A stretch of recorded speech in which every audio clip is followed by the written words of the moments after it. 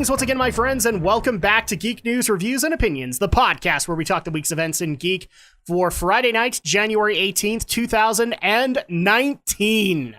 The new year is already upon us, and it's somehow for the good and somehow for the bad. You can't really plan any of that stuff, but we are coming back from our long holiday break, hopefully recharged, hopefully rejuvenated.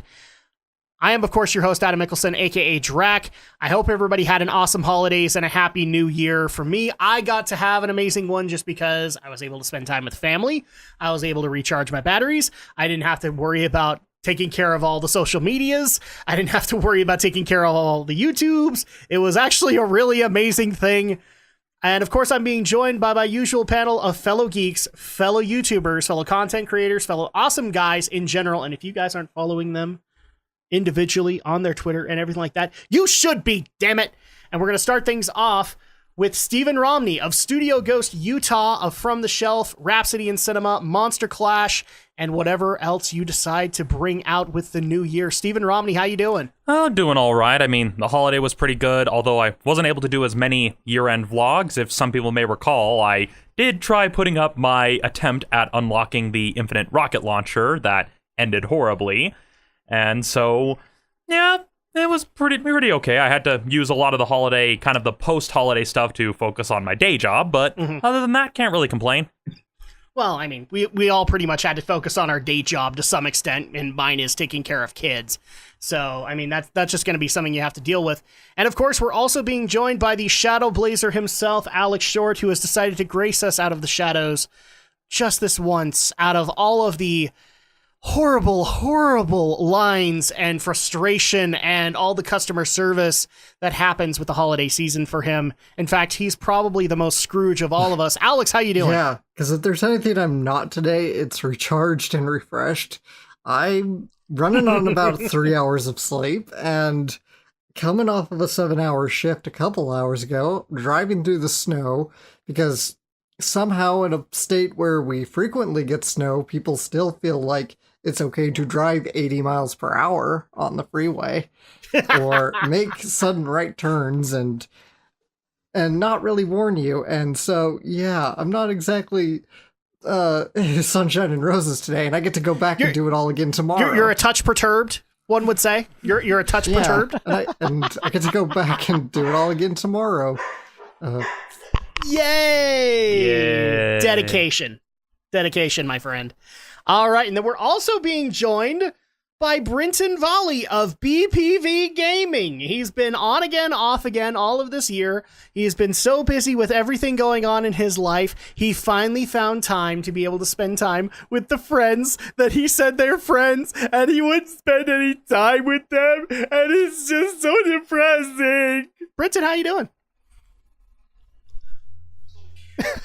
Well, after that introduction, I don't know what to feel.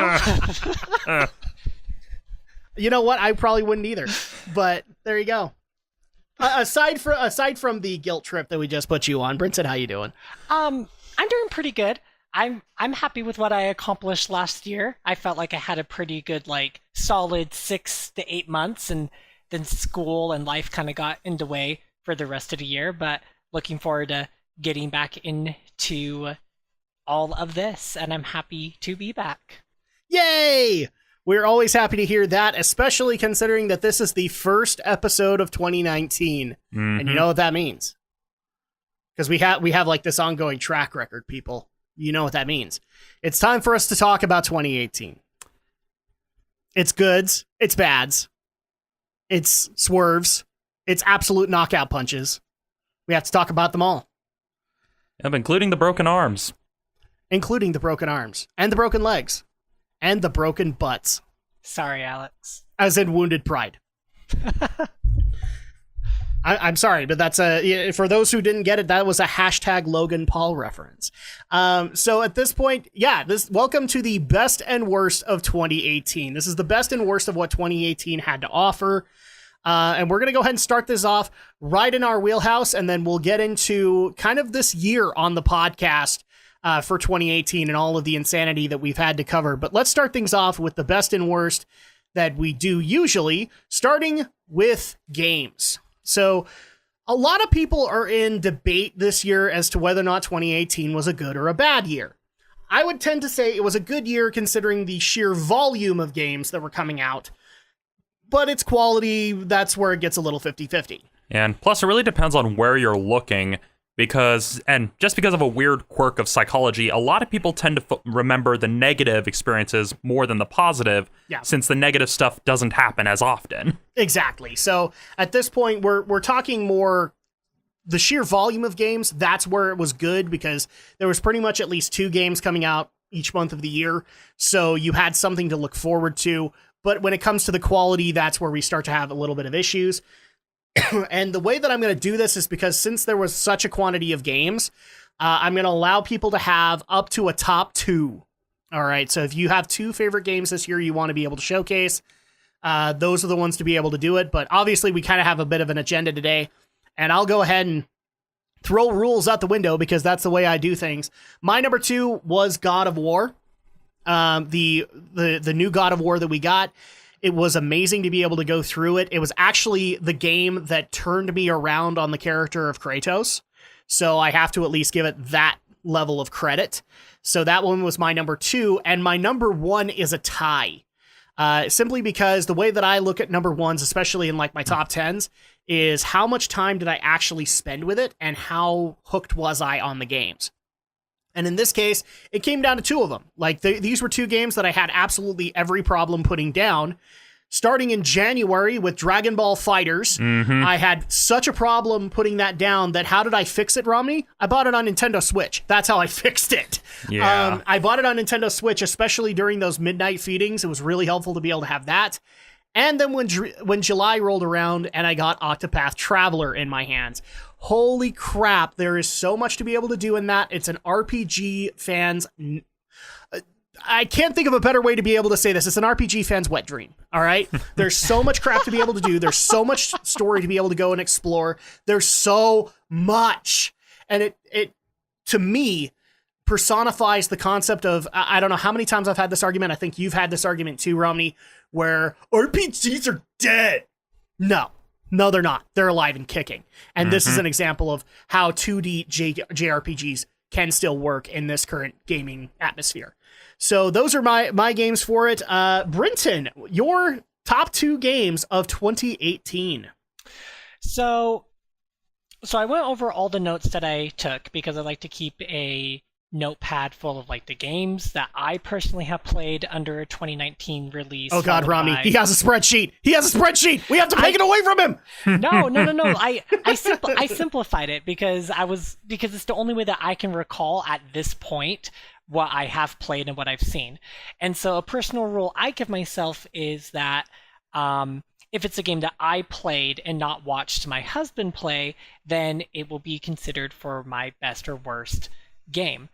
I do have some honorable mentions this time around. I think for the best and worst of 2017, I didn't really have any. I can't really recall. But anyway, without further ado, for me, and this shouldn't really come as a shock to anybody, but my best game of 2018 was Shadow of the Tomb Raider. Anybody surprised by this? Show of hands? Not really. Shadow of the Tomb Raider ended up a little bit lower on my list, but that was just because there are some games that you're just barely getting access to that were higher in my opinion, and it's just simply because of what they did. But Shadow of the Tomb Raider is still a good game. I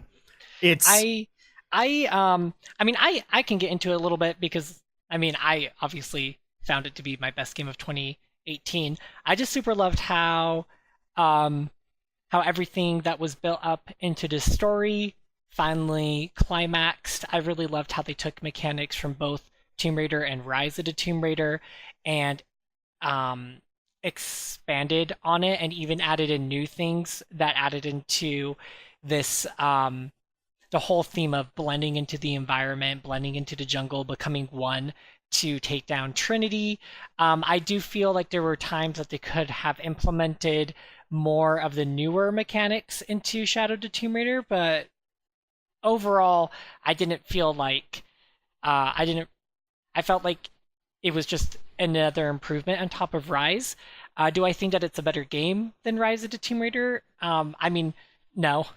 I will always... Yeah, that's where my debate kind of comes from, is like I'm still working on getting out the Shadow of the Tomb Raider review. Yeah. And one thing that keeps coming up to me is like the story's good and all, but Rise was better, you know? That's kind of the issue that I'm having with it. No, absolutely, and I completely agree. For my honorable mentions, these are games that I experienced. That's just kind of a common rule I like to give myself. Because, I mean, these are games that I would have naturally played, but it was just something that Nathan wanted to play first. And so I got to have that secondhand experience. And so I have 2 honorable mentions, and the first one is God of War. I can't deny that was probably the masterpiece of 2018. Yes. Like, hands down. That was... Like, I'm really glad that the Game Awards gave it as much acclaim as they did. Because it deserved it. Yeah, was but then so good. there were a couple of... We'll get to that, obviously, in a bit. But right.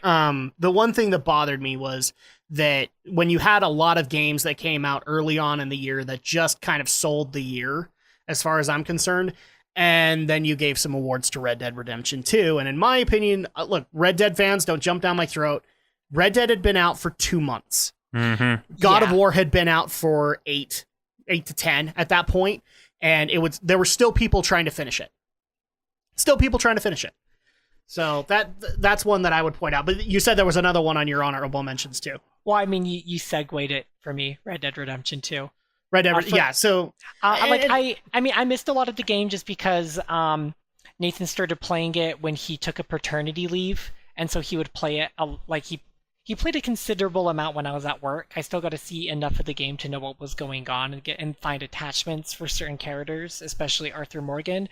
But it was the music that really did it for me, because it just drug out so much emotion in the game and so much emotion in my own soul that by the time you get to the very end, past the very end, past both of part 1 and part 2 of the epilogues, you're like, I mean, I was just a crying mess. It was very beautiful. But using your own words, Adam, I do agree that God of War should have probably gotten a little more recognition and awards, because I still feel that God of War was better than Red Dead. My other problem too was that another game had been out at least a good couple of months longer than Red Dead, and it got no recognition whatsoever. And I'm talking about Spider-Man. Spider-Man got virtually no recognition at the awards table, and Red Dead got lots. And I'm not, again, Rockstar fans, calm down. I am not knocking Red Dead Redemption 2.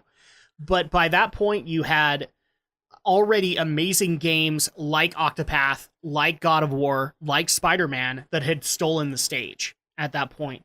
And so, and after talking with a bunch of people, I'm just thoroughly convinced that one of my problems is that they really do need to, the Game Awards needs to set what's the starting point of the year for them and what's the ending point for them. Mm-hmm. Because it doesn't make sense to give major kudos, like Game of the Year kudos, which they did one year, to a game that had been out for a month.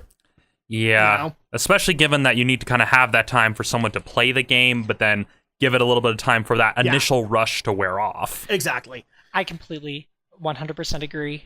Nathan and I are very late to the party with Spider-Man, but just within... I would say 30 minutes of gameplay, just very, very, getting through the tutorial stuff, extremely impressed. The polish on that game is immaculate. I will just go ahead and spoil this for people if you haven't seen the ending yet. I haven't seen the ending. This is the Spider-Man movie you've been begging for. Oh, that's not a spoiler. That's good. That's all I'm going to say on the matter, but this is the Spider-Man movie that we've been begging for years. Well, I mean, unless you count Into the Spider-Verse. Well, I haven't seen that yet, so I can't account for it. Alex, what were your best games of 2018? Well, I think for as far as stuff that's actually new and not stuff that I've picked up again on a different platform, I was... Yes, Breath of the Wild doesn't count. And neither would have Hat in Time, because I'm pretty sure I played that in 2017. No. But give me a moment here. Yeah, so I was gifted a game over the holidays by a friend of the channel, Forlorn Hope. It's called to the moon. So it's a very simple, very short RPG kind of slash adventure Yeah, game. you brought this to my attention. And I am making a push for it on Dragon Shadow, and I thought very simplistic puzzles, so a moron like me can understand them, but engaging, and also very engaging story. And I thought it was a really just touching game, very great story. I gotta have an honorable mention, and that is going to Mario Galaxy. I'm still playing through it. I haven't really finished it yet, but I've been enjoying Mario, not Galaxy, Mario Odyssey. Are you meaning Mario Odyssey? Yes, or Mario Odyssey. Are you meaning Mario Odyssey? Yeah. Yeah. I was gonna say, like, wait, that game that he keeps on mocking me for liking on Dragon Shadow? Don't mock you. Yeah, Mario. Well, yeah, because that usually brings up the discussion of Mario Sunshine. So Yeah, that's another matter entirely. But yeah, Mario Odyssey is what you mean. Yeah, Mario Odyssey is an honorable mention just because I haven't really finished it. Mm-hmm. Okay. And then Stephen Romney. Well, it's tricky since a lot of the games I would have put on the list, everyone's already brought up. I mean, you already mentioned Dragon Ball FighterZ, which Yes. I was really excited for. Which you and me need to get back on again. Yeah, Because we had a lot of fun when we did that Drac Trials. And like you, I'm contemplating getting it for my Switch because I do want to go through the story, but don't have a lot of time to go through on my PlayStation 4. The only thing I would say for FighterZ is if you're looking to do it competitively on the Switch, I don't think it's really there. I think the competitive market there is on Xbox and PS4. Yeah. But if you're looking to just sharpen your skills or play with friends, the Switch is the way to go. Yeah, and for me, it's just there's a lot of fighting games. And so, since we've already mentioned Dragon Ball FighterZ, one other game I kind of would like to throw in there, I don't have like the major top games in any particular order. Another mention for me would be Soul Calibur 6, because let's face it, the franchise had been run through the ringer in a bad way, but Namco, learning the lessons they learned from Tekken 7 of, hey, let's actually make sure the game is actually fun and good and has good content, they've redeemed themselves with Soul Calibur 6, and it's especially given that it's a soft reboot, so it's a case of, hey, we're just going to start over, we're not going to worry about the mess that was Soul Calibur 5, and although I haven't gotten very far in the story mode, they basically saw what they did with 5 and went like, okay, let's make up for 5 because that put a sour taste in a lot of our fans' mouths. That's one of the things I've kind of noticed with the reviews that are going out for both Tekken 7 as well as Soul Calibur 6, is a lot of them have this phrase in common: breath of fresh air. Mm-hmm. They are all calling Tekken 7 a breath of fresh air to the franchise, as well as Soul Calibur 6. Yes, and so that was one game, although I haven't gotten into it immensely because shortly after getting it, I ended up getting the Switch on Black Friday. Yeah. And so that kind of ate up a lot of my time. Yeah, it's official. We don't have anybody who doesn't have a Switch on the podcast anymore. Yeah, and so... But yet, sadly, nobody with a space shuttle. Give Alex us time. and I have a space shuttle. What are you talking about? Well, we keep on making the joke that we're going to make like the space shuttle imprint that you can put your Switch in that has the controllers. Yeah, something like that. I mean, for all we know, it could be a Labo set down the road. There you go. And another game, like everyone's mentioned, like the best single-player game I enjoyed was Spider-Man. Again, haven't gotten very far into it, but like you said, it's pretty much like kind of a really good Spider-Man experience where you can tell the people working on it really understood the character, and I liked the fact that they didn't have to shoehorn elements of the MCU into it, because to be honest, I'm kind of that helped. Yeah, that helped a lot. And I speak as someone who's very much burnt out on the MCU, and I'm just like, just tell the stories. We don't have to fill every single film with cameos and Easter eggs. Just tell a good story, and we'll watch it. This is actually one of the ones from the Game Awards that drives me the most nuts. Is that, again, I'm going to be speaking bad about Red Dead, so don't dump down my throat. But the main character, I think, won Best Actor for that.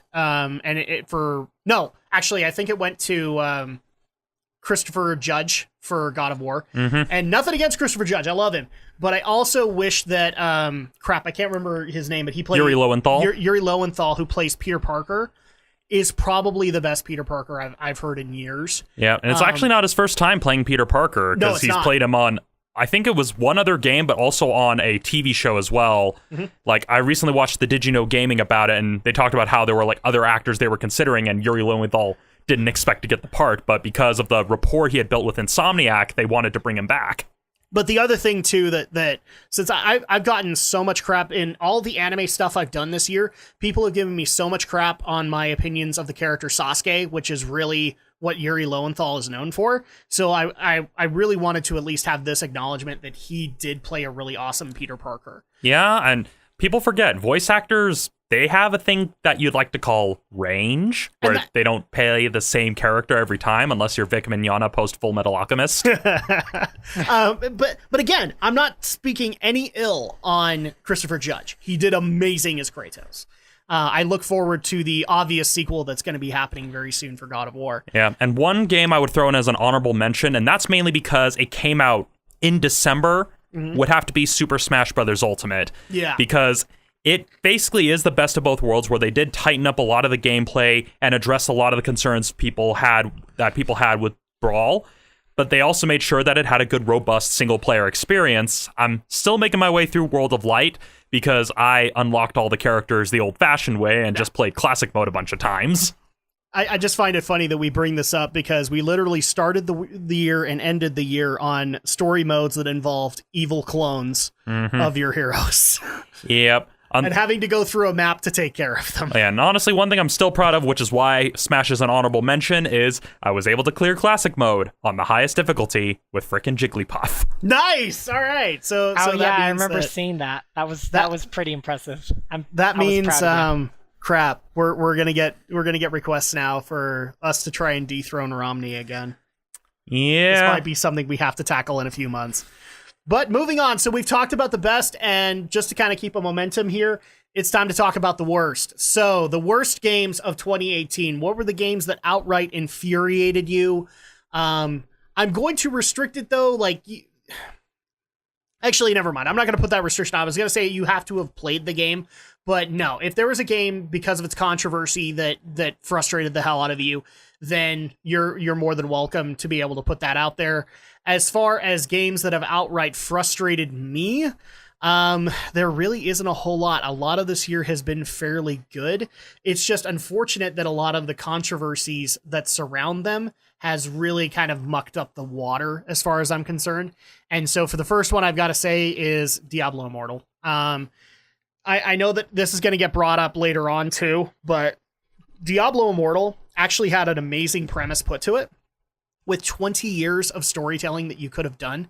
And unfortunately, because of your premise on where it should go and everything like that, it mucked up the water so bad. And so much so that Blizzard is still feeling it right now. Ever since BlizzCon all the way into January, they're still feeling it.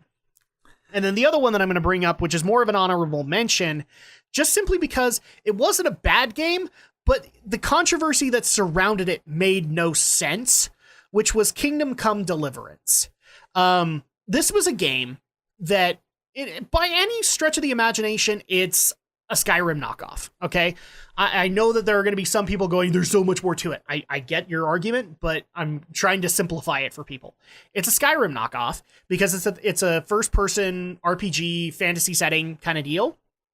And because it was historically based, and because the developer wanted to be historically accurate, that's where the controversy arose. Because they didn't have black people in what's the word I'm looking for? Medieval Hungary. Because they didn't have black people in medieval Hungary. They didn't have badass women in medieval Hungary. Yeah. Have you people not read a history book, ever? And I mean one written before the 21st century.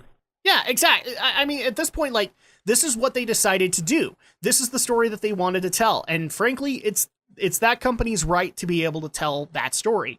And this game just got thrown under the bus, and its creator right along with it. And it made no sense. Yeah, to add to that, I guess one game that I kind of I didn't follow it too much, but I kind of rolled my eyes on it, and that was the newest Battlefield, and how the whole, you can play as a female character. And I get it. Women did have a prominent role in World War II. No one can argue that.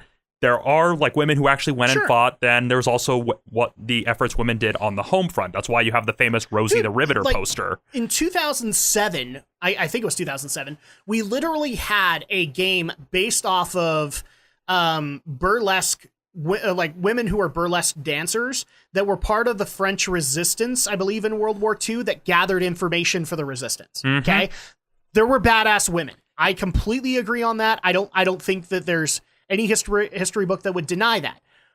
but the sheer amount of bullcrap that has come out over Battlefield 5 has been stupid. Well, yeah, and especially given, and it's a problem you're seeing not just with games, but with media in general, almost this kind of revisionist version of history. Because, like you said, if someone is going to depict a time period, I mean, a good example of a actual person in World War II that they could make a game about, and they did, but the developer, well, screwed it up because they made arbitrary changes, is the spy Violette Szabo, who basically was a spy who worked for the French Resistance, actually did a lot of these like sort of Solid Snake type guerrilla missions. Yeah. And she's actually a really fascinating character, but what did they do with the game based on her? It's like, oh, we're going to change her to Violet Summer because we need to make her more like an American, even though she was European. And we need to take out the whole aspect of, oh, this very fascinating way they used to communicate messages using poetry. It's like, we're not going to bother with that. We're just going to do this whole morphine thing. And so there are fascinating women in history that you can make games about, that you can tell stories about. Don't just, in some cases, if you want to pride yourself on historical accuracy, don't just resort to a model swap. That's not going to help you. No, and actually, I forgot to mention an honorable mention, which some people might get mad at me for, but Vampire. I will also mention this one, and it's simply because I have since heard that this problem has been fixed. But my biggest argument with Vampire was that you were trying to incorporate point-and-click adventure elements with action elements resembling Dark Souls, okay? And those just didn't mesh at all. But now, from what I understand, they've patched the content so that you can do adventure elements singly, and you can avoid a lot more of the Dark Souls-esque engine. So at that point, that's why it's an honorable mention, because if the developers listen to their audience enough, and this was one of the audience's major gripes, great, good on you. That's an example of developers actually listening. Yeah, of course, it doesn't change the fact that the story doesn't really change no matter whether or not you do feed on a lot of people or not. It really doesn't. Yeah, and that's, and I mean, I can see what they were going for with that story, but at the same time, you really, and this is kind of the case with a lot of games where they try to do the multiple choice thing, you need to make sure those choices actually matter. Just because EA got away with it in Mass Effect 3 doesn't mean it's actually a good idea. No, it really isn't. So, Romney, you gave Battlefield 5 as being one of the issues there. Alex, what is your worst game of 2018? My worst was... hold on, just double checking things. Yeah. So my worst was... it was a game based out of the Little Witch Academia series, and it was published by Bandai Namco. I can't remember who the actual developer was, but... Wait. We can't talk bad about Bandai Namco. Yeah, Smash Bros. Well, wasn't it Spike Chunsoft that worked on that? I don't think so. I can double check real quick, but... Yeah, I know it was one of those developers that they had worked on like some higher profile stuff for Nintendo. I know it was one of those developers. Okay, so, and this was a game based off of Little Witch Academia? Yeah. So, what was it actually called? I think it was called Chamber of Time, wasn't it? Chamber of Time. It was developed by A+ Games, and I don't know if it's just really bad on the PlayStation 4 or what, but the version I had was pretty much garbage. Even though it had some pretty nifty ideas, I liked a lot of the ideas behind it. I liked the whole, you get to run around the school and you get to interact with all the characters. That was fun, actually. A little frustrating when you're trying to find something, but otherwise pretty fun idea. But the problem was the gameplay structure itself was very, very fractured. I mean, it's kind of like a side-scrolling, almost dungeon crawler-esque kind of game, but nothing about it really works. The sound, I don't know who was in charge of the sound, because, again, this is based on my experience of the PlayStation 4 version. Maybe it's better on Windows, but the sound was broken most of the time. I didn't hear any music ambiance in like the dungeons, even though it's there, because everything else was drowning it out, the sound effects and everything. As far as I know, there was no, sound balancing that you could do in the game options. Yeah, my guess, the people behind the sound probably worked for Netflix at some point. Probably. Yeah, probably. That was actually an ongoing problem I saw with a lot of my reviews this year, is sound was a major issue for devs for some reason. Like, being able to appropriately balance voice actors with music, that was a problem, a big one for a lot of games this year. Okay, so you have Little Witch Academia Chamber of Time. Brinton, your worst game of 2018. Detective Pikachu. Really? Yeah. I'm really sad to say it, but Really? yeah. That is surprising. You did not like a Detective Pikachu? It was... don't get me wrong, it's a great game. I didn't think... Like, Great is a... Used loosely, I'm assuming? Let's go with good. Let's go with good. This is my opinions. I had fun with it. However, I was extremely disappointed by the ending that I hope that the movie can make up for.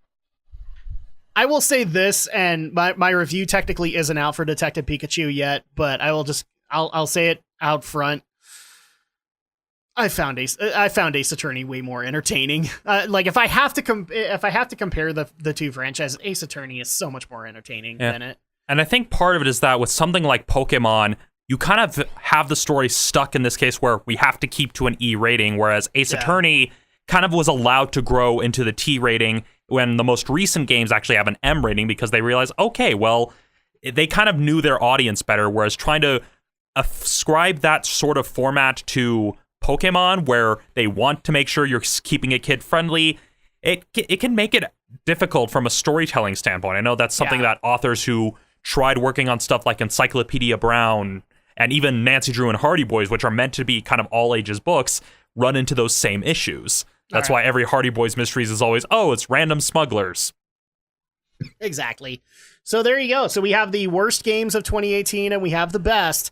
It's time for us to go into films now. So films including anime, things like that. In fact, Alex, if you have a best and worst mention of anime that you've watched this year, I know a couple of our listeners would love to be able to know that, and if you guys do as well. Yeah. I'm going to be focusing on films, at least for the most part.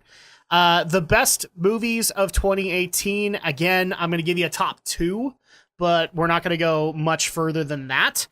And the first one I want to give is an honorable mention because it hasn't been out that long, but I'm going to give it to Aquaman.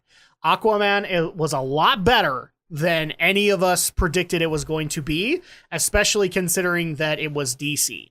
All right. I know a lot of us probably after Justice League had kind of written off DC, especially since their cinematic universe was no longer tied together.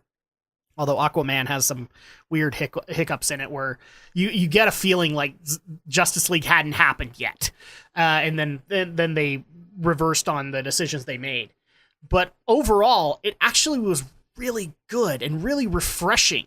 The best way I've been able to describe it to people is if Wonder Woman is the Captain America, the first Avenger of the DC line, Aquaman is Thor. Because it's just got that level of wonder. It's got that level of fantasy that makes it all tie together. So I'll give that as my honorable mention. My second one is, well, not a big surprise, but it's going to go to Black Panther. As much as Infinity War was entertaining and it was able to get people invested to come back for more, Black Panther was, again, another interpretation of taking a B or a C-list hero and selling him as being a badass. And this was a perfect example of being able to do it.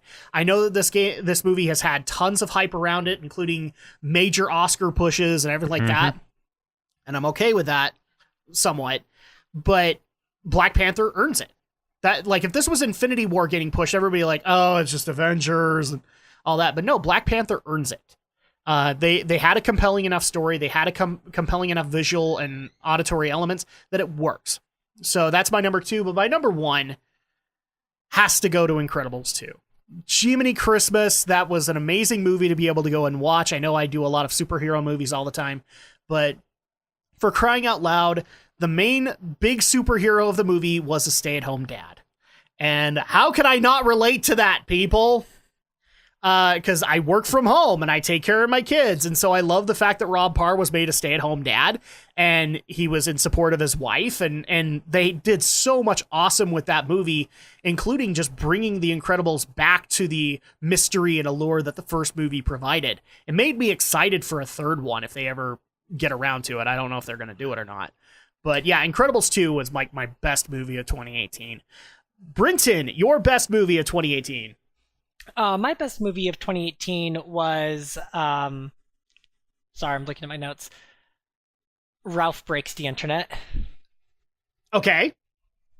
I thought that the movie was absolutely brilliant, and we all know that Disney can go a little gung-ho with all their sequels that are horrendous. Well, especially considering like the hype that was going into this, which it was basically Disney's take on the Emoji Movie. That's what it was. Yeah, exactly. And I would actually say that's not even accurate. It's taking Ralph and putting him in the internet. That's what you did. Which they did exactly that. And I thought that Disney took what is currently internet culture and just nailed it. Nailed it, and then nailed what they nailed. Like a mic drop to the mic drop. It was brilliant. And I thought the way they portrayed everything and took what is the internet and made it into something visual to behold upon a big screen, it was absolutely remarkable. And it's like one of the very few times that both Nathan and myself can agree that a Disney sequel was better than the first one. I would say it's like Guardians number 2 more than number 1. I would say it's like Guardians. They're both interesting in their own right because they're telling very unique stories. So at that point, like you could go into Ralph Breaks the Internet and never have seen Wreck-It Ralph and get it. Yes, absolutely. Yeah. There may be a few things here and there that may be confusing, such as the relationship between Vanellope and Ralph. But for the most part, I feel like they kind of explain that pretty. Yeah, I think the first beginning. I think the first 10 minutes give us exactly what we need to know about the relationship between Ralph and Vanellope. And they just got straight to the point. So I mean, I've been wanting to rewatch this movie for a while because like my favorite moments were just like the Disney princesses, which were oh my gosh. So, even I'll admit the princesses were kind of funny. And then like when Vanellope has her own like musical number and song, and the whole time you're just like, I forgot about that. This is so her. This is 100% her. Again, a mic drop to the mic drop. I cannot rave more about this film. And then my honorable mentions, I actually had 2 because I had a really, really difficult time picking one. So it just came down to, well, they might as well both get it. And for me, Black Panther and Aquaman deserve honorable mentions because both very unique stories, and what Black Panther did was, in my opinion, very, very, very respectful to African culture, or the culture that they were portraying in these tribes of Wakanda, but also being separate enough to be able to be a high-tech society. Absolutely. And like Disney and Marvel not going super overboard, or not even really touching on like Black Lives Matter, but like Black lives are awesome. I'm so glad they avoided that bullet. I really am. No, me too. Because that was like my biggest problem walking into that movie. I'm like, oh, please don't.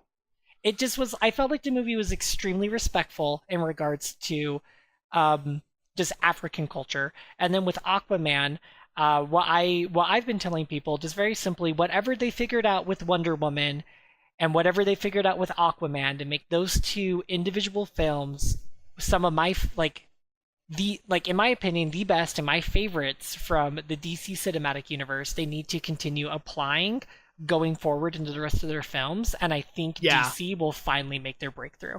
They might have actually, like we've been talking a lot this year about DC making the decision to go to singular stories instead of having a bigger cinematic universe. That might have actually worked in their favor.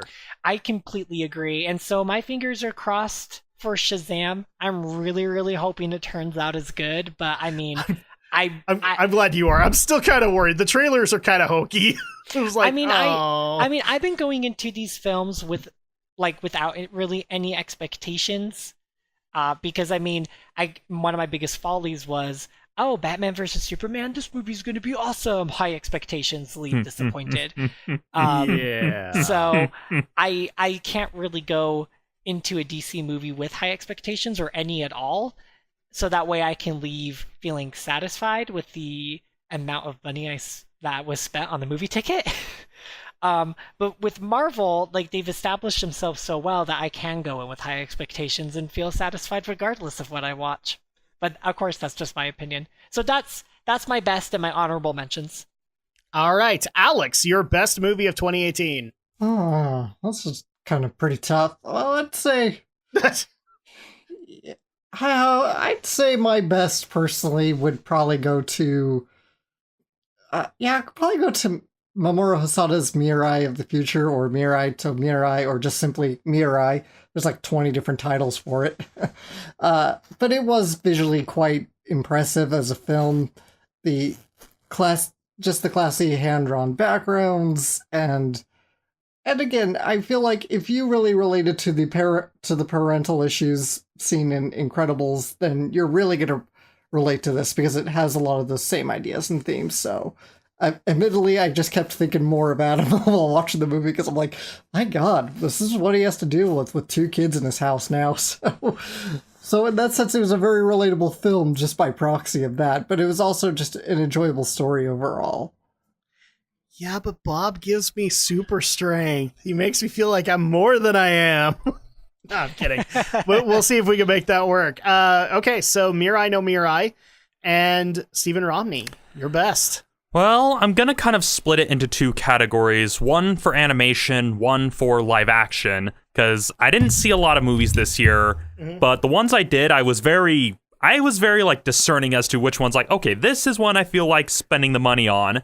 And so my pick for animation, if it's probably no surprise to anyone given that I still kind of proselytize for it, would be Spider-Man Into the Spider-Verse, because like I've stated, it tells its own separate story. It kind of treats it more as an introduction origin for Miles Morales, but while also honoring the legacy of Spider-Man as a character, as a franchise as a whole, without feeling the need to do any research ahead of time, which was refreshing. It was just a case of, yes, they're just telling their own self-contained story. They're not hoping to get a sequel. This is just a, hey, let's just have a little bit of fun with the idea of multiple versions of Spider-Man. And then Miles Morales is the perfect proxy character to represent the audience who may not know about all these other characters. Yeah. And it feels like a more thorough exploration of that usual with great power comes great responsibility, as you see Miles Morales have to come to grips with that in his own way. Because we all know Uncle Ben, wrestling thing, didn't get paid, let the mugger go. Oh, yeah, brother. Like, we all know about that, and the film even kind of pokes fun at the whole, like, yeah, we all know this story, but then it just kind of shows where you see Miles Morales going through these similar things. Although they're not the exact same, they pull upon those same emotions, that feeling of powerlessness, that feeling of being given these abilities and not really knowing how to deal with them, and also just having these imperfect mentor characters who have clearly been at it longer than he has, and it understands Spider-Man on a much better level than I feel the Marvel Cinematic Universe does. Because, yeah, I get it. Tom Holland's a good actor. He's good for the role. Yeah. But those movies are too caught up in their universe to actually tell a standalone story, whereas Into the Spider-Verse does a good job of that. And the way it's animated gives it a nice, unique hybrid look where it's like a mixture of both stop motion and hand-drawn. It gives it, I mean, it's a little jarring at first, but it works. It really works, and especially when you look at how the Kingpin is depicted in that film, you can tell they took advantage of the fact that it's animation to really exaggerate it.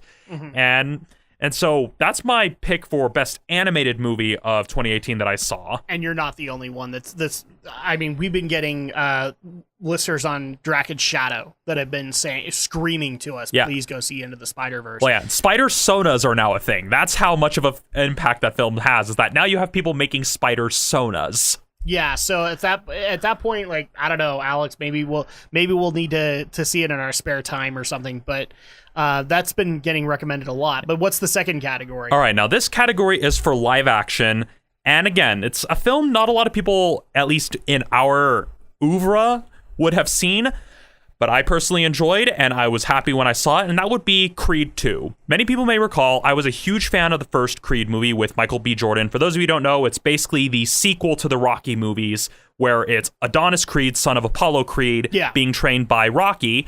And with Creed 2, the premise here is that you've got another boxer that emerges who is the son of Ivan Drago from Rocky 4. Yeah. And it takes something that we kind of saw as campy. Do we actually see Ivan Yeah, in it? they got Dolph Lundgren appears in it. Wow, 2 holiday movies that Dolph Lundgren was in. Yeah, and the cool thing is that they take something that people kind of saw as a hokey little campy aspect of Rocky 4 and actually made it into a very engaging story of revenge and kind of getting lost in the heat of battle, getting lost in that sport. And you see the parallels. I mean, this is where you see Adonis brought to his lowest point, because it's a case where it's not just a case of, oh yeah, he just gets this challenging opponent and then has to train. It's like, no, he starts out, and this isn't really a spoiler because it's within the first few minutes of the film, where you see him after he's lost a battle. And not even just like, oh, after he's lost because he got knocked out, but like he's like been straight up brutalized, and you see him brought to like his absolute lowest point, and they explore the psychology of that, kind of the toll that losing a match, that feeling of not only being knocked out, but having parts of your body like literally broken by a more skilled boxer and what that does to you. And so it's very much a good film exploring kind of the depression that can result from that type of aspect, and it makes the victory feel a lot more earned. But at the same time, and the thing I like it is that it humanizes Drago, the character of Ivan Drago, and his son, which he wasn't, from what I understand. He was basically just made as a B villain, and they found a way to humanize him, to make his desire for revenge against Rocky all that much more relatable when you explore kind of like, oh, here's what happened to him after he lost against Rocky on his home soil, and you just see how his life fell apart and how he devoted everything, both himself and his son, to this pursuit of revenge. Yeah, and this is actually, I haven't seen Creed 2 yet, but it's on my list, and the main reason being is I've actually been making my way through the Rocky movies to be able to understand it. I got through the first 2, and I'm like halfway through the 3rd, and because I want to be able to do this, because the Creed movies have looked very interesting to me, just simply because I didn't know everything about the Rocky movies, but I knew that Michael B. Jordan was playing the son of the first rival Rocky ever had. And so at that point, I was looking forward to that, and I was looking for stuff that just highlighted the hell out of Michael B. Jordan, because Fan Forstick happened, people. Fan Forstick happened. Well, to be fair, 2018 was a pretty good year for him. It really was. Yeah, between Black Panther, Creed 2, and a bunch of other stuff he's been in. Yeah, he's more or less bounced back. Yeah, pretty much. So I didn't need to look that far, but I am gonna finish them because I want to see Creed 2. Okay, so we have the best movies of 2018. Time to turn things around once again to the worst movies of 2018. And Romney, I'm just going to go ahead and hand things off to you again, since you're the movie reviewer. You've seen probably a bit more than the rest of us. Well, yes and no. Again, I've kind of stepped away from weekly reviews, but there are some films that I've looked at, and I wouldn't say this film is like horrible, but it was a film that I left the theater dissatisfied after watching, and that would have to be First Man, which was basically a biopic. And even then, only marginally counting as a biopic based on Neil Armstrong, starring Ryan Gosling. Yeah. And my mom and I, we had a discount tickets from Megaplex, so we went into the theater to see that because she was interested in the idea, because we're both interested in science and stuff like that. Yeah. And so we went into this film expecting it to be kind of just a biopic that kind of traces the origins of Neil Armstrong, kind of who he was and what led to a lot of the various events of the Apollo missions. And while we got that, the film overall was just kind of depressing. It kind of frames Neil Armstrong as just this very depressed man. Yeah. And I can understand kind of what they were going for, because the film opens with Neil taking care of his really sick daughter, and it's very childhood cancer sort of sickness, early days of chemotherapy sort of. That's the time period we're looking at here. Yeah. And so I can kind of see what they're going for with him trying to power through his grief.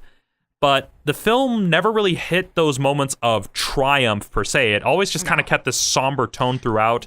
And part of it worked, especially considering the genuine risks and hazards that came as a result of NASA trying to get a man on the moon, with all the various, not only with all the various mechanical issues and accidents, but even just the political climate. I mean, we all look back on how amazing the Apollo 11 mission was, but back then there were people who were protesting us doing any sort of missions at all. There was even a protest song called Whitey's on the Moon, and that was something I wasn't aware of. And so it was fascinating on that, but at the end of the film, it just makes the accomplishment of Neil being the first man on the moon, it makes it feel hollow. And so that's why I felt kind of dissatisfied coming out of it. All right. So you have First Man. Alex, your worst movie of I think 2018. you and I will probably both agree on this, and it was Jurassic World: Fallen Kingdom. The first Jurassic World. I'm sorry, all I heard was Dino Crisis, the movie. The first Jurassic World it's kind of stupid, but I feel like at least it knows what it wants to be, and I feel like, okay, it's fun as just a cheesy popcorn flick, and no harm, no foul there. But the second one, it's trying so hard to be something that it doesn't need to be. I don't get why they wanted to go for this angle. Spoiler alert here, I guess, but the whole plot twist is that the granddaughter is really just a clone infused with dinosaur DNA. It was a really stupid plot twist. But they're like me. And that was a horrible justification there. This movie, like, such a mess. Romney and Brinton weren't there, but I'm pretty sure they would have had the same reaction we did. We walked out of the theater mad. We literally did. I was mad in the middle of it with every plot hole that we discovered, but I'm pretty sure you guys would have at least made it entertaining, because we were just mad with each other, but we would have been laughing at all the stupidity if all four of us were there. Doing. I was laughing the entire time, and I'm just gonna go ahead. I'm just gonna go ahead and interject that my worst film was also Jurassic World: Fallen Kingdom. It's such a terrible movie. It's literally Resident Evil with dinosaurs, aka Dino Crisis. Yeah. Like within the first 5 minutes, I just sat there and I was just like, "Oh boy, here we go." I literally just kind of sat there and went, "Wow, really? 20 minutes? We spent 20 minutes on a damn island." And there were so many. This was because I appreciate Brinton's point of view on it too, because I had to. My wife insists on seeing these movies. Like, even if I say they're bad, she's like, "Well, I'm probably gonna have a different opinion than you."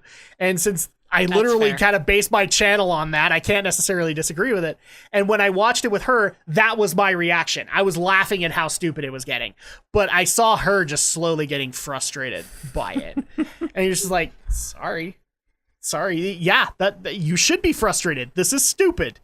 So yeah, okay, go ahead, Alex. Yeah, sorry. I mean, that's about all I have to say. Is it's an absolute downright ridiculous premise, and the whole Jeff Goldblum cameo was absolutely pointless. I will also say that the other thing that's really disappointing out of that is Ass White from Jurassic Park Fallen Kingdom is the main character of Detective Pikachu. Yeah, that character, the guy I wanted eaten. Yeah, but that's just because Alex can attest to it. I wanted that kid eaten.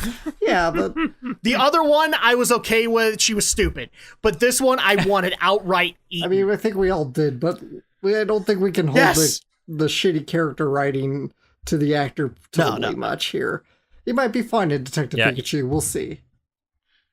Yeah, we'll see. Yeah, even good actors can be hampered by bad screenplays and bad direction. I mean, look at Ewan McGregor or Samuel L. Jackson in the Star Wars prequels. I actually I have no problem admitting this, and I can't remember if you actually heard me in the theater, but somebody got mad at me in the theater after while you were going to the bathroom. I was just like, because there was a point where Romney, have you seen it? I haven't, because I could just tell from the trailers. I'm just like, I'm not going to enjoy this. So we'll probably be spoiling this a little bit for you. But Go ahead. There was actually a point where there was a situation where this little panty waste could not have walked away from, and it was early on. It was on the island.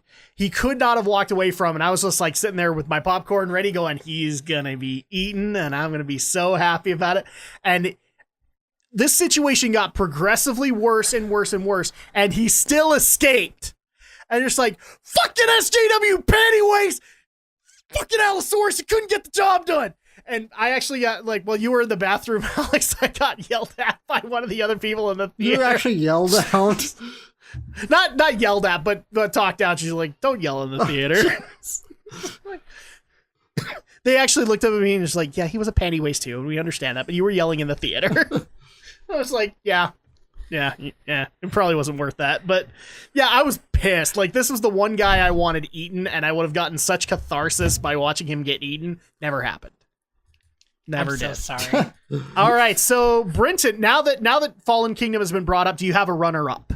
Oh no, I don't. It was Fallen Kingdom. I ended up playing a lot more games than going to see movies this past year. I think that might be different come when we start doing this again at the start of 2020, because there is a huge movie lineup that Nathan and I are excited to go watch. 2020 or 2019? The movies for this year. There's Yeah, okay, yeah, 2019. Like pretty much we're going to be, in my opinion, we're going to be busy from pretty much in a couple weeks from now, and consistently there will be things we will want to see all the way through December with the last Star Wars movie. Pretty much. So in that case, I have two runner-ups that can easily get this, and one might actually irritate Alex because him and me actually walked away. Well, both of them we technically walked away kind of liking. My first runner-up is going to be Fantastic Beasts 2: The Crimes of Grindelwald. And the main reason I'm going to say it's a runner-up is because while it was still a good movie, it was okay, it made the viewer leave with so many questions as to what the frick they're actually doing in and no this. spoilers, please. I still haven't seen it. Well, then here's the spoiler. Blizzard should sue them. Because they ripped off Frostworms. Oh, no, they didn't. Oh, You think everybody totally rips did. off Blizzard? Well, to be fair, when it comes to mythical creatures, Yeah. I mean, there's a lot of bleed over with a lot of genres. I mean, the fact that both there are European and Asian versions of dragons, you're not going to really say that one culture ripped off the other. All I'll say, Brenton, is go watch it, and then come over to my place, and I'll show you why I think they're ripping them off. okay. But that's just me. But yeah, my problem is that you leave with, like I could honestly say with Fantastic Beasts, you may have had 10 questions walking into it. You may have gotten 10 additional ones, but you got 5 of those answered. This one, you walked away with about 20 questions, got about 2 answered, and you still had questions for the previous movie. Oh, we still have another movie Yeah. left. Yeah. Well, technically we have 4. 3 movies. Oh, that's right. It's Well, almost 6. There's 6 movies. it's almost like the according to author this. is making this Oh, up as she damn. goes Yeah, along. kinda. Yeah, pretty much. So What are you going to do? I'm going to put that out there just because of the sheer confusion that a lot of viewers walked away with. And I got to talk to a lot of our listeners who watched it too.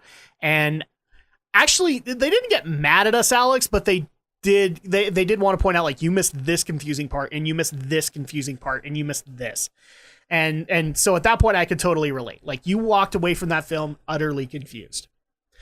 And then the second one is, again, me and Alex walked out of it enjoying it overall. But after talking with a few of our listeners and I see their point on the matter, I'm going to give it to Action Point. Hear me out, Alex, before we get too I'm mad. not really going to get mad.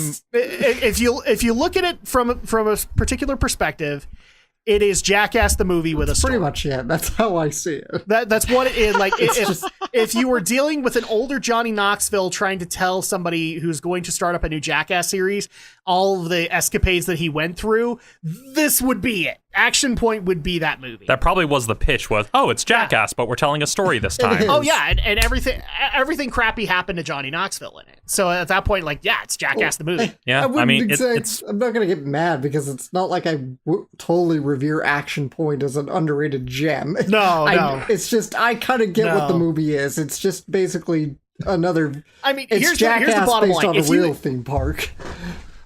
If you put me in a dark room and you put 2 movies in front of me, I had to watch them all the way through, like with the needles in my eyes and everything like that, and they were Hail Caesar and Action Point, I'd pick Action Point, all right? Because I can't do Hail Caesar again. So at that point, but I'm going to give them runner-up because they just... Fantastic Beasts left you more confused than you walked in, and Action Point was just like, yeah, this is Jackass the movie, but with a theme park motif. So what needs to happen then is that they need to make a sequel to Action Point set at the Wizarding World of Harry Potter. There you go. Actually, no, because JK's recent comments have completely grossed me out. I don't even know if I'm going to see Fantastic Beasts 3, in all honesty. I don't know if you guys saw that on Twitter. What did she say? Just random I guess, deviant? what did she say this week? Yeah, pretty much. There's a point where I'm just going to look JK Rowling in the eye and just say, shut up. just you're pointing out inane details that people didn't need to know. And this one was literally this week, and it was from the Pottermore Twitter. It was a fun fact that JK confirmed later, is that up until the 1800s, Hogwarts didn't have bathrooms. Okay. It's magic. Well, I don't Okay. know. And it could mean anything. That's not the problem that I have. That's not the problem that I have. Is that up until the 1800s, they didn't have bathrooms. You want to know what wizards would do before then? They'd go in their pants and then vanish the evidence. Okay. That's literally how they put it. Okay, I mean, I thought J.K. Rowling was bad when researching American history. Was she just a bad student in school? Was her history teacher kidding.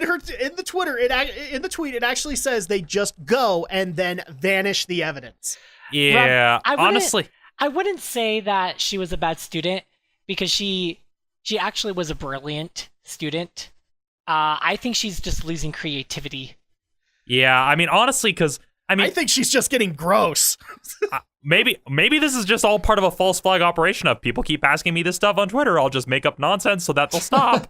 Then you need to get off Twitter, okay? You're officially, as far as I'm concerned, spending more time on Twitter than Noah Antweiler does. You need to get off. So I thought this comment she made was something political, because she's been known for that. holy shit, is that woman it's So political. JK. Now So here's the problem now, is that now when I think of Harry Potter, I'm thinking of that one episode of The Simpsons where it's Homer in space and he's now got access to the spacesuit bathroom.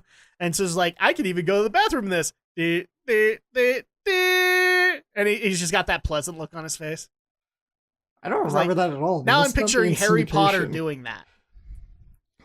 Yeah, But he was there in the 80s. No, the 90s. 90s. There had to have been bathrooms then. Okay, Albus Dumbledore doing that. Whatever. There had to have been bathrooms in the 40s.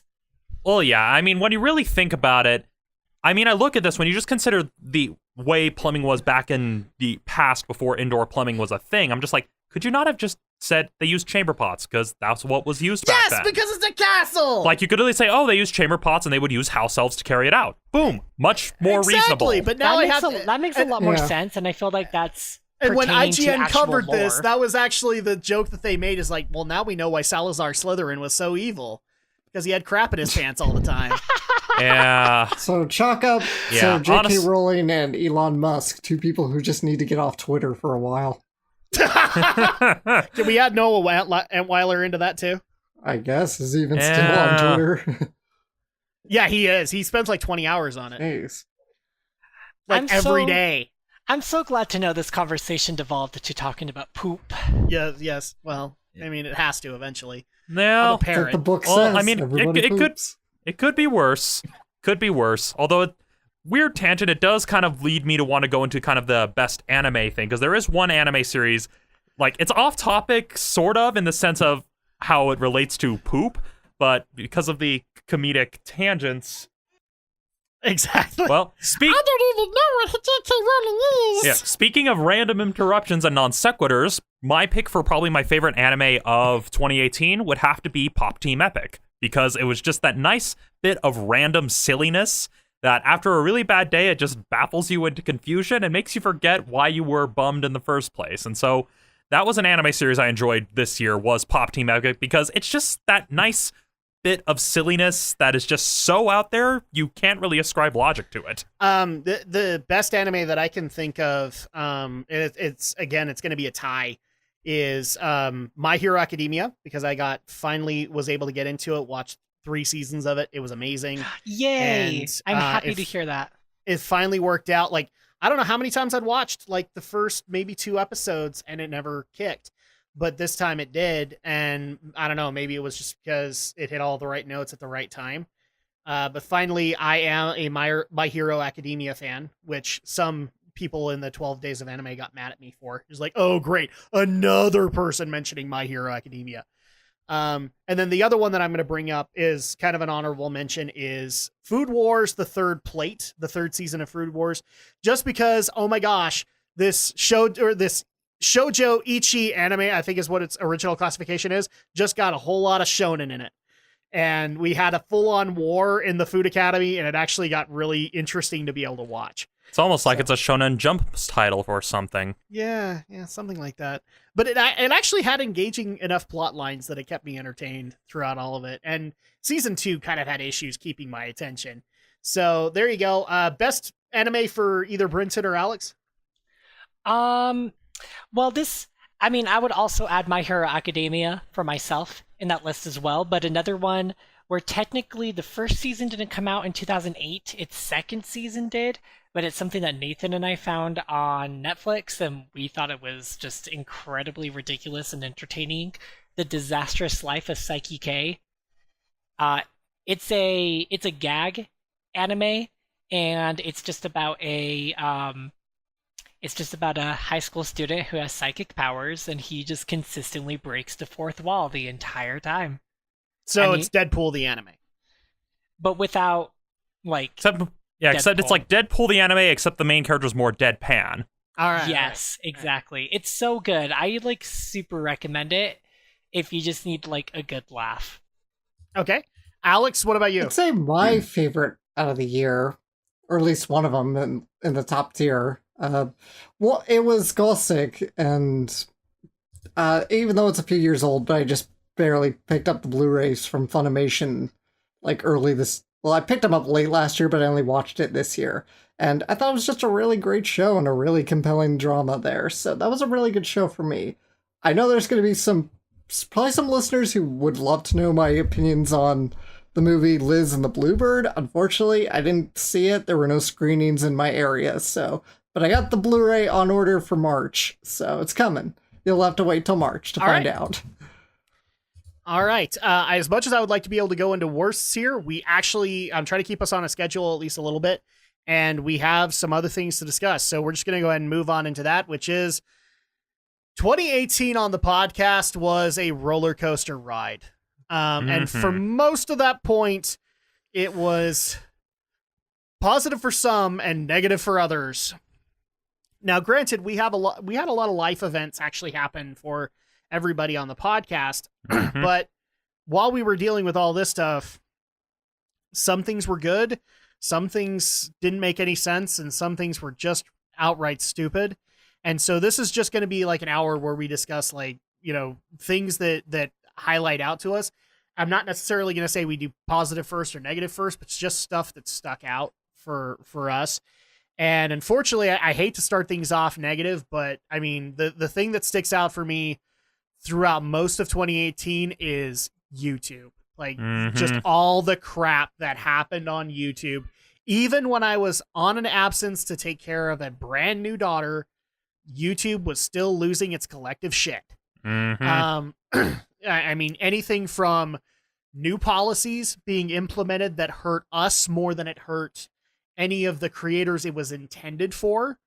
The fact that we had creators literally giving us all bad reputations by starting up things like the Tide Pod challenge. And now we actually, I don't know if you guys have actually seen this, but crap, I can't remember the Netflix movie, but it's the newest challenge on YouTube.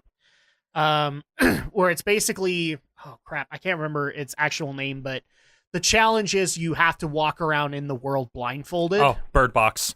The Bird Box challenge. And so, because it's a horror movie that because of the creatures in the movie, you see your worst fear from them. So that's why you have to walk around blindfolded. Basically what this is, I haven't seen the movie, but I agree with the reviews. It's The Happening from Shamalama Ding Dong. Yeah. A better comparison I heard is that it's basically like A Quiet Place, but for sight, whereas A Quiet Place is for sound. That was the comparison I heard, because I know my sister's been excited for it, because she's into a lot of those weirder abstract horror films. Yeah. And so... But now we have a whole new YouTube challenge based on that, and so you have people being idiots, walking around with blindfolds, and one person I think actually broke their finger on a door doing this damn challenge. This is YouTube stupidity at its worst. And the thing is, there's a right way and a wrong way to do that sort of thing.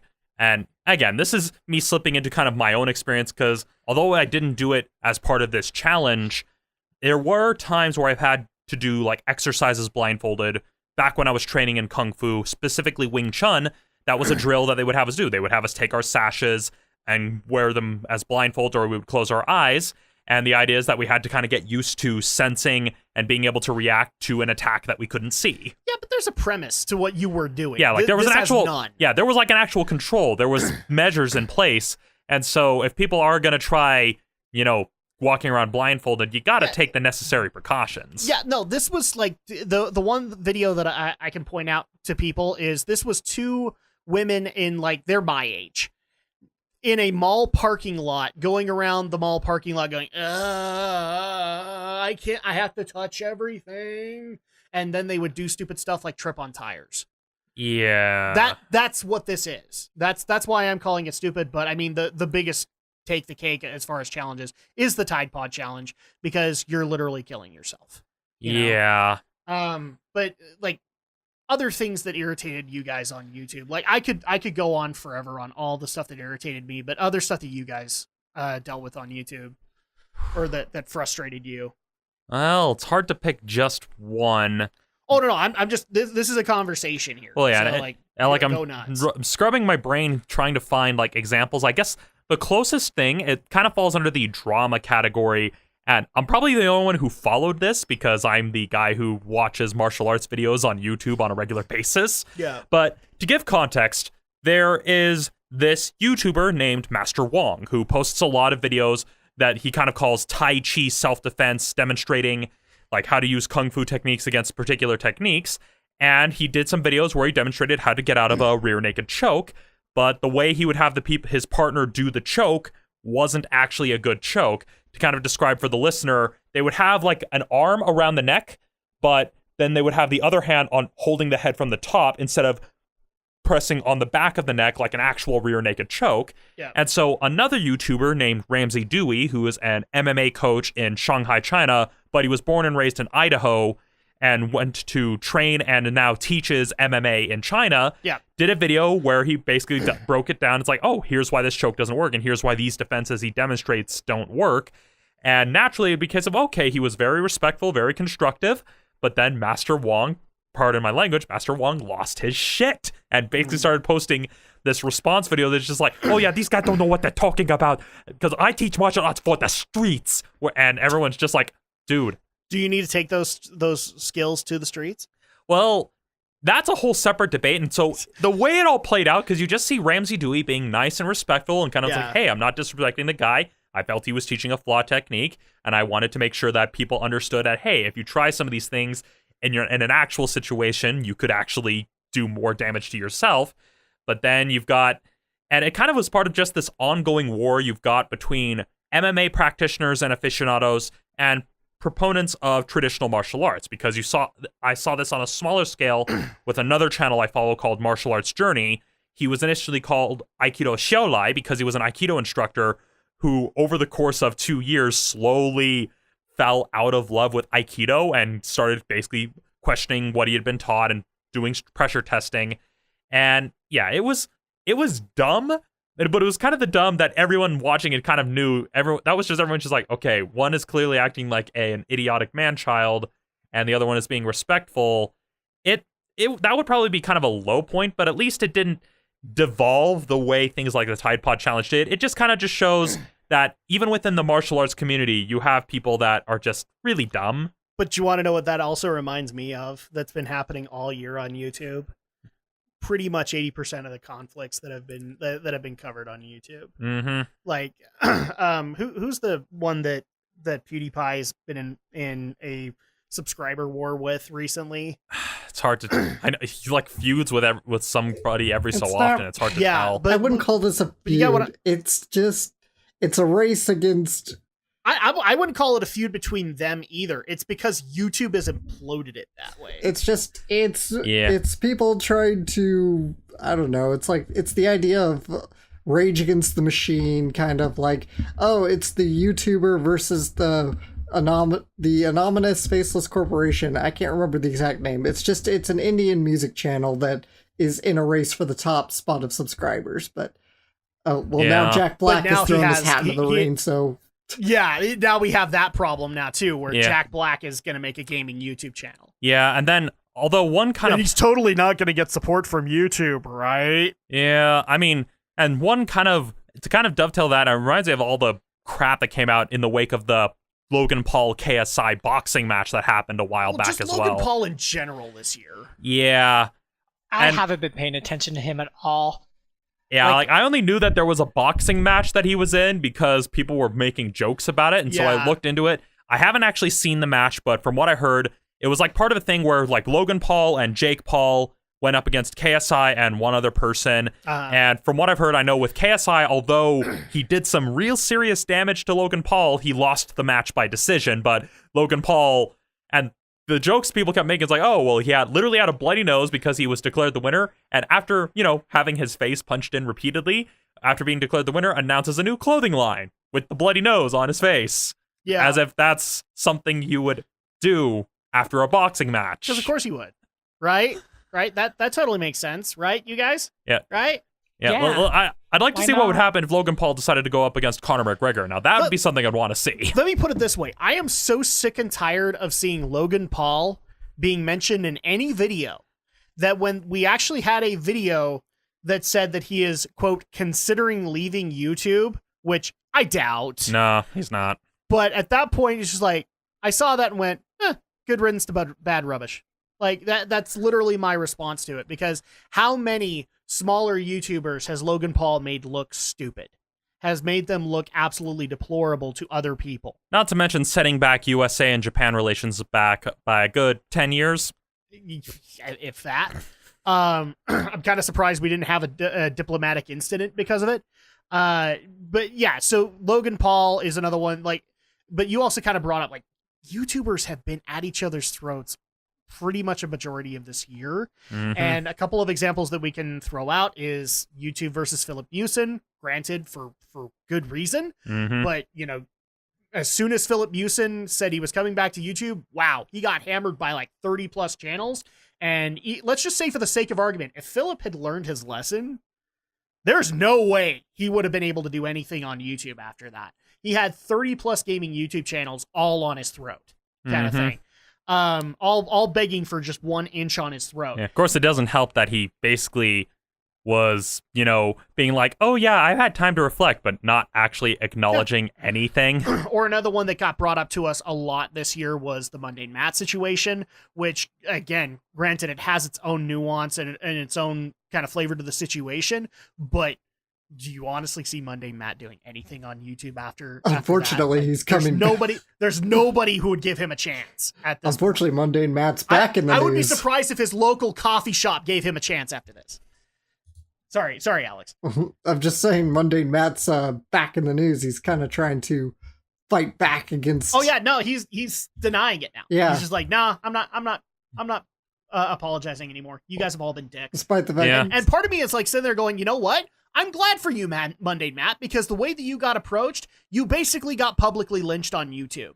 Mhm. All right, there's no better way to look at it than that. He got publicly lynched. he got publicly lynched, but he And- brought it upon himself. I hate to say. He did bring it upon himself. I'm not saying that you're wrong in that regard, but the reaction there is like YouTube has no sense of redemption whatsoever. Nope. And so at that point, he fought back. Yeah, but now he's And you know what? If actually that- if trying to that was me, backpedal I'd and probably- deny everything that he's done. It's not like he's saying, I'm swearing off YouTube forever. He's actually trying to backpedal and deny and say, no, I'm innocent and I've been set up. No, yeah, that was the step too far. But the one thing that I'll at least give him credit for is that if I had gotten the harsh treatment that he got throughout all of that, you're like, you know what? No, I'm not apologizing anymore.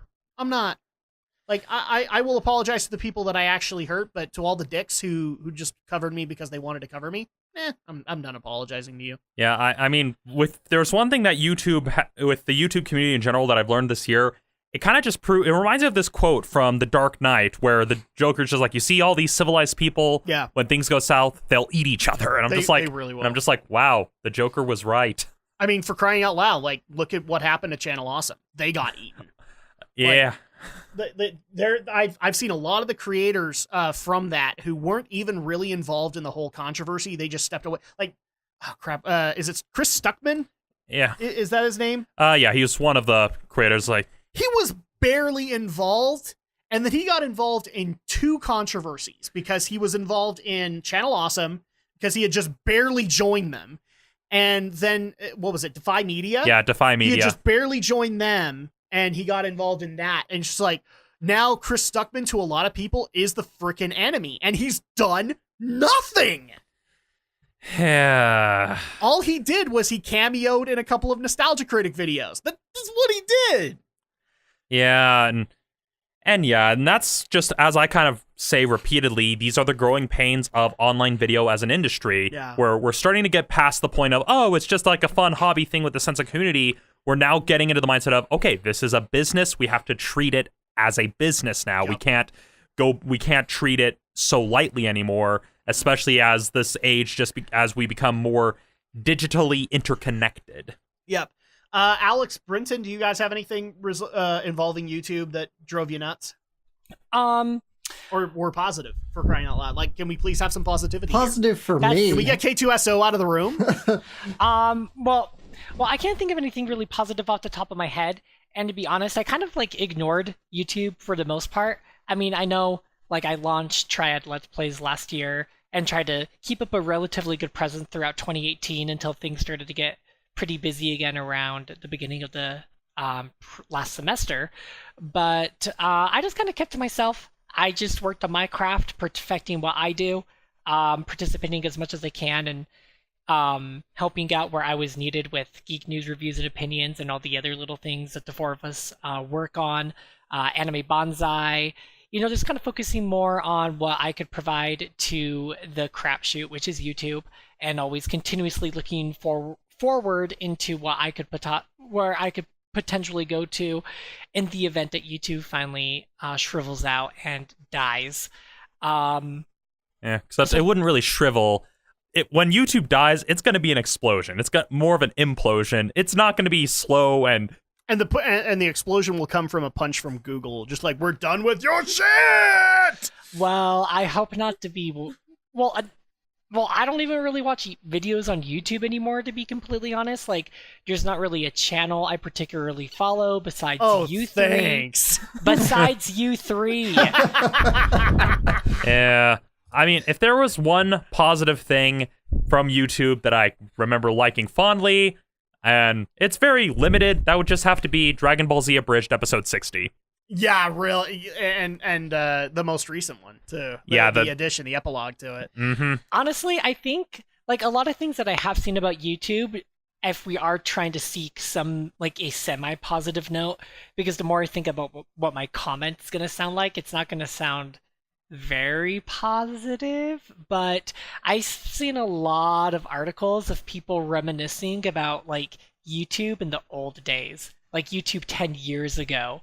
The first viral videos.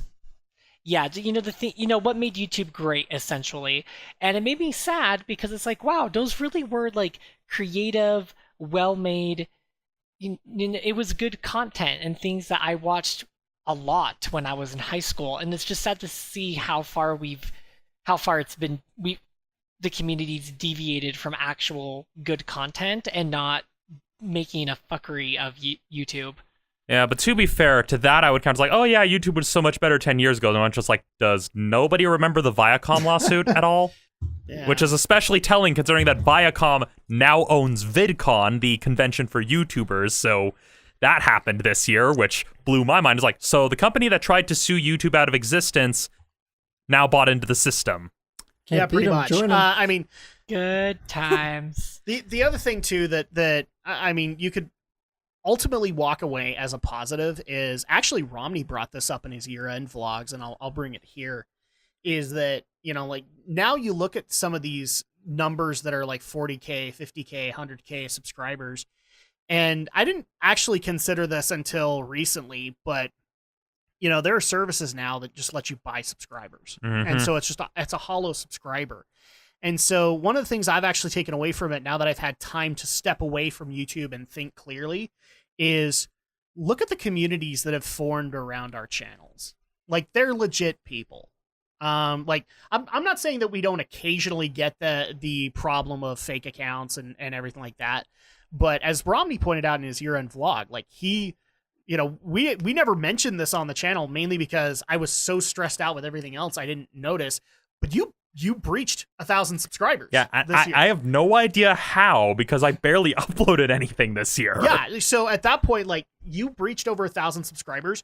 I think Alex was under 500 when the year began. Now he's over it. I think you're close to 6, aren't you? I'm past 6. I'm 643 now. You're past 6 now. So at that point, Yeah, like 666. Ooh. Ooh. so Malomyotasmon is going to be coming out of your account I very can't soon. wait. Do you have War Greymon and Metal Garurumon prepared? And yes, and I got Anjumon you're and fucked. Anjumon. The funny thing is, I literally don't know if he has 666, but that would be a fun video to That make would be if hilarious, that ever wouldn't it? happens. I have 643. I have 6s in mine. Oh, we're so close. If I hit 66, I gotta really sad. really, Like, you guys I gotta all find a good overshadow horror me. anime to review. But Well, I mean, I can only think of some bad horror anime to review. I'm sure there's some good ones out there. I just haven't had that much luck. but what I'm trying to point out is, like, yeah, sure, you breached over 1,000, and at this point, like, without a manual count, you could probably say there maybe are a few fake accounts in there, but you have a genuine community that follows your stuff and is always willing to help you out. For me, like, it's been kind of a discouraging deal because, like, people know how hard I work on this stuff, and then occasionally I'll get that one comment who's just like, well, and this channel is not even 500K. Well, keep going, bro. And it's hard not to get discouraged at that, especially if you're already kicking yourself in the butt because you can't seem to ink out more subscribers. But then I also have dedicated community members that will come and they'll give me the feedback that I need. And a lot of the changes that have happened to the channel and are coming soon to this year have been because I have a legit community that follows my channel, that follows yours, that follows the podcast. And so at that point, like, that's a positive that we can take from this. Well, yeah, I mean, especially the connections we were able to make at Bonsai as well. That definitely helped boost things considerably. Yeah. So I mean, absolutely. what, Alex Romney, would you disagree at this? No. Or I wouldn't disagree. No, Were you meaning to ask Brenton when you said Romney? Sorry, yeah, Brenton, Alex Romney. Did you have a disagreement on this? No disagreement. I'm tired. Okay. This isn't the first time he's confused you with another panelist on the show, people. No, it's not. And what makes this worse is, like, I've been marathoning podcasts all day. So there you go. That's at least a positive that we can take away from YouTube. Another negative that I'm just going to bring up here is that this is going to sound weird, but hear me out. I'm kind of glad that right now 2019 is shaping out to be a very slow year gaming-wise. Why? Because this year has given us so many reasons to absolutely distrust AAA gaming that I don't want to buy their product unless I'm that invested in the product. I don't want to help them. I don't like. I've already kind of been bouncing this back and forth, and you guys have had this discussion. And this is going to be a rule in 2019. I am not reviewing AAA games. And the main reason I'm not reviewing them is unless I have a vested interest, I'm done supporting a system that is, as far as I'm concerned, ultimately flawed and actually, in the long run, hurts that which I love, kind of thing. And this is actually going to be one of the stories we cover next week. But, I mean, AAA has just gotten their asses handed to them all year. It's not just one company. It's been all the major American companies and some Japanese companies for the stupid decisions that they've made throughout the year. And so at that point, I'm kind of glad that next year is, granted, a lot of the release dates we don't know yet, and they could come out in 2019 and it could get busier. But right now, I have a few games coming out all the way out into March, and then I have this gap till August with Shenmue 3. So there's literally 5 months where I'm not buying games. And I'm kind of glad about that because there are games like Anthem that I don't want to support. There are games from Ubisoft that I'm like, aside from Beyond Good and Evil 2, I'm really not looking at an Ubisoft game to support right now because of the practices that they're implementing. Not to mention all of the AAA platforms are looking to get into the mobile market because it's easy money and because they want to get into the Chinese market, which again is easy money. Yeah, especially when you consider with China, they've only recently allowed the sale of games consoles. So China and those countries are very much strictly PC because I think it was only just last year when the ban on game consoles was lifted because that's how China operated. I mean, it's gotten so bad this year that I'm literally looking at Nintendo with an evil glare, just going, just try something. Just try something.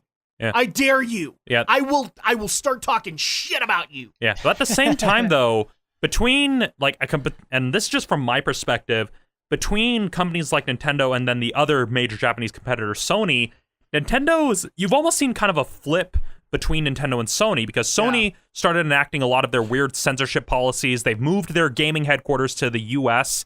And so now a lot of Japanese developers who have risque content in their games are having to defend their games, communicating with a staff that does not speak Japanese and during American hours. So you've got these people, it's 3 a.m. in Japan so that they can call California, and all because like, and they're trying to censor all of this eroge content, whereas Nintendo's just like, yeah, just release it as is. It's literally, Nintendo is doing what Sony marketed the PlayStation on, which is like, hey, we're not going to interfere with your games. Nintendo is now, the tides, everything is flipped around. Everything's all topsy-turvy now. Yeah, space is warped and time is bendable. Exactly, and it's driving, dogs and cats are eventually going to start living together. It's mass hysteria, Romney. Human sacrifice. But no, like, every major American company this year has had some kind of controversy that they're dealing with. And as much as me and Brinton would like to admit that at least one company stood above the rest and didn't have any problem, no, they did too. No, they did too. And so, like, you have EA that was dealing with Command and Conquer Rivals, and that was a bad decision. The whole fiasco for Battlefield 5. Oh crap! They were already kind of recovering from the Battlefront 2 fiasco. EA has not had a good year, as far as I'm concerned. Ubisoft, granted, they probably had a better year than most. They didn't walk away unscathed. Yeah, probably doesn't help to put DLC codes on pizza rolls. Exactly.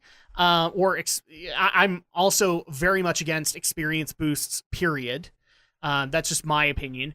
Activision Blizzard did not walk away unscathed. In fact, I'm pretty much convinced that by the end of 2019, we might just be saying Activision now, and that's a sad statement to say.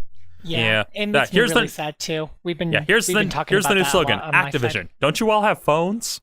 Yeah, pretty much. Actually, you know what? We can't even make that joke anymore because Alex has a smartphone now. Yeah, finally got like, crap.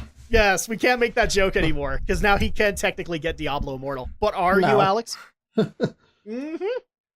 So, actually, I like this joke. Already had all of... I like this joke I just saw because anybody who's been following some news lately, they're having some internal issues with upper management, and so somebody in the YouTube comments, they're having trouble keeping CFOs. Yeah, do you not have CFOs? Yeah, exactly. Because for those who don't know, like the Activision CFO that was making a lot of the bad decisions that Blizzard is known for now, including literally paying 100 plus employees at Blizzard to quit, so that they could clear that off the books. This guy was also the one that encouraged the dropping of esports for Heroes of the Storm, which basically took hundreds of people and put them out of work. Not just shoutcasters and players and all that, but people who were going to maintain these tournaments and all that. That's money that they don't get anymore. Overwatch is actually officially going to be hurt by this because we just barely heard that their budget for the Overwatch arena is getting halved. So like it hasn't hit too many places yet, but yeah, there you go. So Overwatch League is going to suffer from this. That guy got put on suspension because he got poached by Netflix. And now he's going to go work for them. And literally, they didn't have a new CFO for like more than 3 days, and they got poached by Square Enix. Jeez. So yeah, there you go. Blizzard is in a rough spot right Blizzard's now. officially an egg. They keep getting poached. Yeah, pretty much. Well, Soon enough, they'll be over easy. It's just getting ridiculous. I mean, just to show you the reality of how bad it truly is, my husband, who has been playing like Warcraft / World of Warcraft since its very existence, has finally decided to quit. Wow, he did. He dropped the bomb. Yeah, where we I mean, for a while we had been going back and forth between, I mean, depending on patch updates and what new things were coming between Final Fantasy XIV and World of Warcraft, and with with the FF14 5.0 expansion coming out in June, and with everything that's been going on with Activision Blizzard, it's like he finally said, "Okay, like I'm done. I'd rather focus my time and energy and my subscription into Final Fantasy 14 going forward." Which at this point would be probably the better thing to do financially, because like you guys can come back for patches and see if it brings you back in. Like I have a feeling I'll see you guys back in for when Battle of the Zarlor hits, and then eventually for 8.2. Well, no, he's not. We're not going to be there for Battle of the Zarlor. Okay, but for 8.2 probably. Maybe we'll see. So but that's a big deal. Is like I'm kind of considering that. Like I've spent less time on WoW. I've spent less time on Diablo, obviously. That's definitely affected things. But yeah, back to what I was saying before is just like, I'm glad that this is a light gaming year, because I literally don't want to showcase the stupid decisions that AAA companies are making right now. And actually my review structure might change because of this, because I want to show why gaming is awesome. And a lot of that is based on its legacy. Like the games that have come before and have shaped this into the medium that we all know and love. You know, like, before there was World of Warcraft, there was Warcraft 3. You know, being able to showcase stuff like that is more interesting to me right now than showcasing games like Anthem. I'm not interested in doing that at all. Yeah, that's not even getting into the dumpster fire that is Fallout 76. Yeah, can we all officially agree that Fallout 70, like Bethesda and Bethesda fans, need like a month or two away from each other? Like, yeah, you put one in one corner and the other in another corner, because the other guilty candidate here is fucking Bethesda. Mm-hmm. Holy crap, have they dropped the ball this year? I don't Yep. like. Fallout I don't, 76. and I don't even really know what the whole reason for it was. I mean, I will. There isn't one. Like, I was genuinely excited for Fallout 76, truly, honestly excited, and then Nathan got a really, really bad feeling all of a sudden before any reviews, before beta testing, before any of the shenanigans went down, and he canceled all of our pre-orders, and he's like, "I'm gonna wait this out."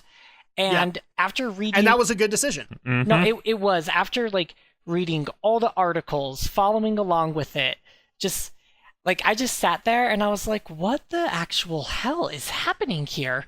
But I'm going to approach this from a positive angle. Bethesda has given gamers a reason to reconsider the stuff they do.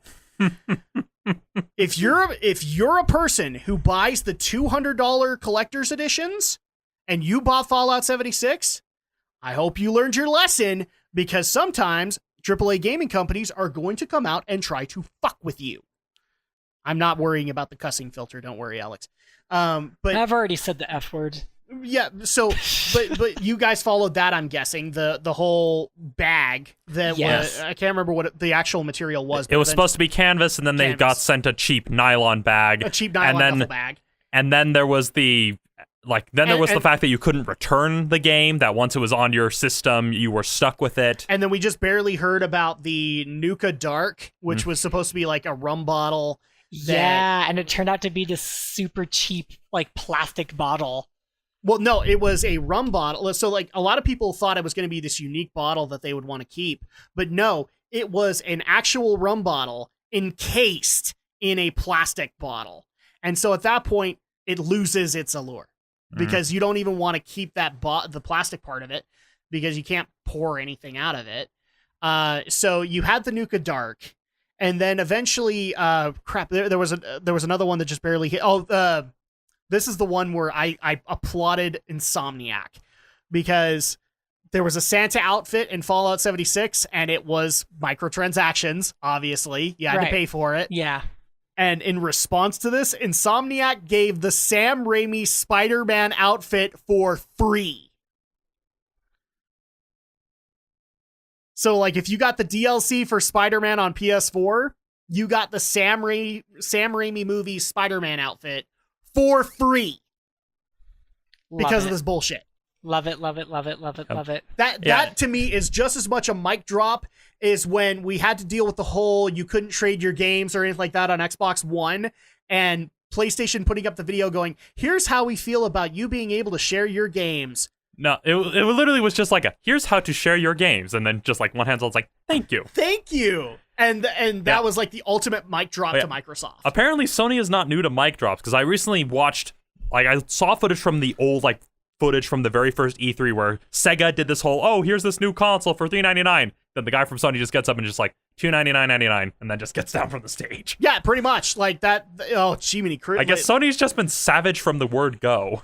Yeah, pretty much. It's ridiculous. Like the amount of mic drops they've been able to pull off this generation, but at the same time still have their own set of issues. Of course, my favorite thing from Insomniac was the puddle stickers, making fun of the whole Puddlegate thing with Spider-Man. Yeah. So just. It's ridiculous how much stupidity has happened with AAA gaming. And Alex, like, you're the anime reviewer. Anime has not done any better. It hasn't done any worse. Well, kind of. It hasn't done any worse, no. Like 2018's actually, all things considered, from what I've seen, it was a pretty good year for anime with the amount of quality titles we actually got. I've officially decided, because the listeners have given me this. Alex has an assignment. He has to watch the Crunchyroll Anime Awards this year. Simply because this is your assignment, Alex. Are you ready? You are assigned to find how many mentions of High Guardian Spice actually happen in it. Uh-oh, did we lose Alex? I think we lost Alex. Damn it! Okay, Brinton gets this assignment officially. No, I don't want to do this. Seriously, guys, like how many official mentions do we have of High Guardian how many mentions of High Guardian Spice are going to be at those Crunchyroll Anime Awards? They have to have a lot. I guess it would depend on whether it's coming from the actual award staff or if people are just going to be tweeting about it, because again, all we still have to date is a few concept drawings and the really abysmal trailer. And I wouldn't call that a trailer. Yeah, like it's worse than the field trip to Skywalker Ranch. Yes. I mean, if it was just a field trip to Skywalker Ranch, that's a field trip to the security gate. Not even to the security gate. That's a field trip to like a McDonald's that's just down the road. Pretty much. Like that's another one that drove me nuts this year. Like when we had well, you guys covered it because I wasn't there, but I literally read that and went, son of a bitch. Because at that point, like, I'd already seen all of the problems that Crunchyroll had with their website, that they had with streaming some of the anime, with their apps, and they hadn't fixed any of those, but yet they wanted to do original content. Why? Because Netflix is doing it. Well, yeah, and honestly, Crunchyroll, like, as I stated before, Crunchyroll is not the best platform they should have done on. They should have just called it a Verve original, because Verve is a much better platform, because that has a nicer blend of Western and Eastern animated programs. Mm-hmm. That would have been a better launching point. Instead of going, oh, we're doing it on Crunchyroll, an anime streaming service, Verve, which is owned by Elation, which in turn is owned by Otter Media, would have been a better launching point, because there you've got a better blend, and it wouldn't piss off as many people. I mean, at the very least, though, they should have held off on doing a trailer until, you actually had something to show. Yeah, exactly. Like, the only thing that you got out of that trailer was, and I'm not even kidding because they said it so many times in it, is over 50% of our staff is women. And over 20% of our production staff is women. Yeah. Okay. Women can still come up with shit ideas too. You know that, right? Like I stated when we covered it, I don't care if you sexually identify as an Apache attack helicopter. If you're a good writer, we'll read your work. Exactly. Like, and I like what I said as a good coupling to that is like, great, you have, no, it was like 70%. 70% of your writing staff can still actually write a turd. And they won't know they did. Because, like, the only diversity that I'm interested in that whole concept is diversity of thought, which means you can actually question your work. And that's not going to happen with Crunchyroll. Yeah, or for all we know... High Guardian Spies. Yeah, for all we know, they could surprise us. I mean, we still don't know anything. I mean, like we mentioned when we covered it, in the context of the series, what is a Guardian? Are they like police officers? Are they like Jedi? Are they like bounty hunters? We don't know anything. It's like, oh, they're studying to become Guardians. Like, what's a Guardian? What is the context?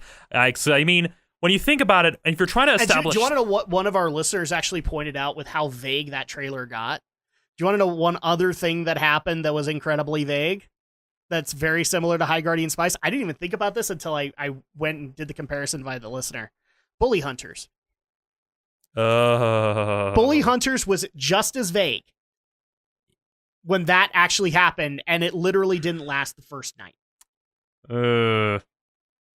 Are we going to see history repeat itself? Yes. We don't know. Like, I honestly think like a lot of the projects that got announced in 2018 are going to be fall flat on your face in 2019. Honestly, the way I can see this, best case scenario, it ends up surprising us. It ends up being a decent show. I hope so. Worst case scenario, it crashes and burns and they shelve the whole thing. But more than likely, it'll probably just run into the issue like we saw with the Care Bears reboot, where they're trying to make a type of fan base happen and fall flat on their face, and it'll just crash and burn. Because again, Care Bears tried to do what they did, what Hasbro did with My Little Pony, where it's like, oh, we suddenly got this large fan base that's outside the demographic, so they tried to make it happen twice, and it didn't happen. Mm-hmm. And it's the same thing we saw with a few other films where, I mean, Gem and the Hologram is a good example. They marketed that film so poorly and tried to distance it so far from the source material that they had no idea what to do with the film, and people were just looking at it who didn't know about the original franchise, didn't know what to make of it.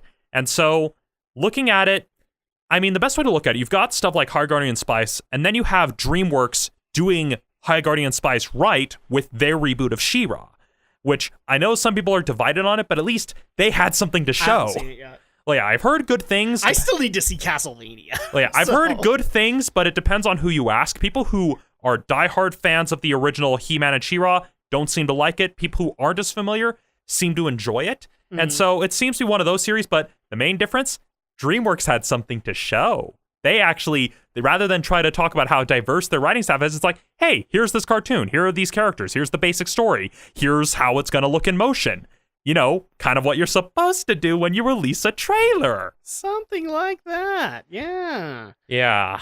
Another thing that I'm also going to bring up for the listeners that drove them nuts throughout the year, because I did reach out to a few, and they noticed these patterns as well.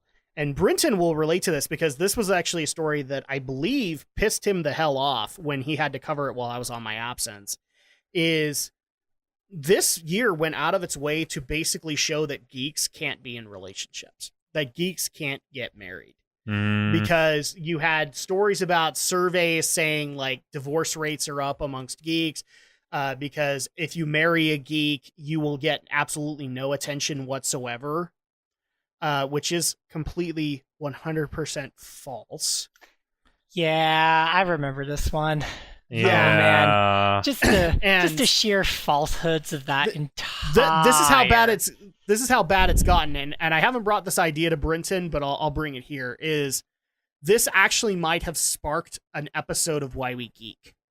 Because I've gotten so many questions after that. I get them occasionally from time to time over the years, but never found a way to be able to bring them into the podcast. But this time, after that story broke and you guys covered it, I got so many people asking, like, how to actually do a relationship as a geek, how to be able to balance gaming and because I remember and your significant other, so to speak. Because I remember when we covered it, we went into a lot of detail about kind of the importance of boundaries, making sure you're not retreating into your hobbies. We went into a surprisingly amount of depth during that time. We did. And to give context, around the time we covered that story, that was when I had started going to a therapist on a regular basis, so I'd already been thinking about the stuff just on my own. So that was the mindset I was already in. So the reason I'm bringing this up is because they might have actually sparked a Why We Geek episode where I'm literally tempted to do to bring Brinton on, because Brinton has a lot more to the table than just being a geek, as he's been in a relationship himself. He's currently married. He has relationships with not just his husband, but also the kids in his life. And also bringing in somebody like Shay Tari to do as well and just answer these questions. I'd be down for that. Just like not being a relationship doctor, but like literally just answering these questions and answering them honestly, even though numerous YouTubers have covered these things. Yeah, like because I know there's like a lot of people have covered it. I remember we even discussed the whole Ninja controversy about how he didn't want to run the risk of playing on any streams with anyone other than his wife. Which is still haunting him now. Yeah, and again, although Anita Sarkeesian tried to make it into a thing, she just ended up proving his point. Well, we're not supposed to mention her name, remember? She's the Voldemort of the podcast. Anita, Zoe went after him, apparently. I didn't get to see this story, but apparently Zoe went after him as well. We just barely had another one where 2 other Twitch streamers got mad at him because they wanted to join his stream, and he said no. Because, again, for the reasons that he stated, and they got mad at him for it. But, like, this guy made an honest comment. This is how he would do things. He hasn't even been given enough time to reconsider it. And nobody is letting him forget it. Nobody. At all. And that's stupid. Yeah, but that kind of goes back to the same thing that I always keep hammering home, is maintaining that boundary as a YouTuber, kind of dictating like, okay, here are the things I'm willing to share with my audience, and here are things that are off limits.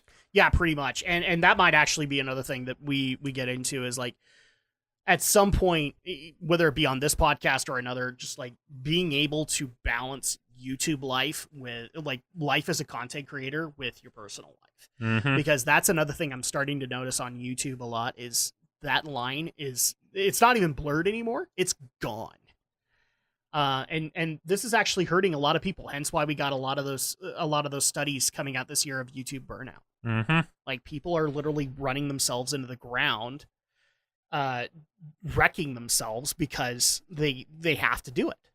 Otherwise, they don't get the YouTube numbers and they don't get the support anymore. Yeah, and they don't get the revenue that keeps things afloat because this is the kind of society we live in of rapid consumption. And that's why I kind of took the stance of I'm just going to make what I make. Well, everybody treated it like a gold rush, and then when they start to see that gold rush ebbing away from them, they immediately grasp at it as in however many ways they can to keep it. Yeah, it's Treasure of the Sierra Madre. It really is. Where it's just you're now going to have it down to the 2 YouTubers who are struggling to stay awake, and as soon as one of them falls asleep, their gold gets stolen. Exactly. And then the gold ends up. And spoilers for this really old Humphrey Bogart movie, but the person who stole the gold ends up getting killed, and then the bandits literally cut the bags because they don't know it's gold. They just see a bunch of dirt and bags. Which, contrary to what like we've been doing on the podcast and we've been doing in our own individual pursuits, is that we haven't been pursuing things because it's a fad, because this is the gold rush and all that. Romney has spent a good portion of this year refining his craft to be able to put out better monster clashes. Well, yeah, like both refining my craft, but also just taking the time to take care of myself, which is also important, of knowing when to step away from YouTube, when to step away from everything, and just take care of yourself, taking care of your physical health, your mental health, your emotional health. Like taking the time to take care of you is just as important. Yeah, exactly. I mean, Alex has also been doing that to some. He already kind of did it anyway.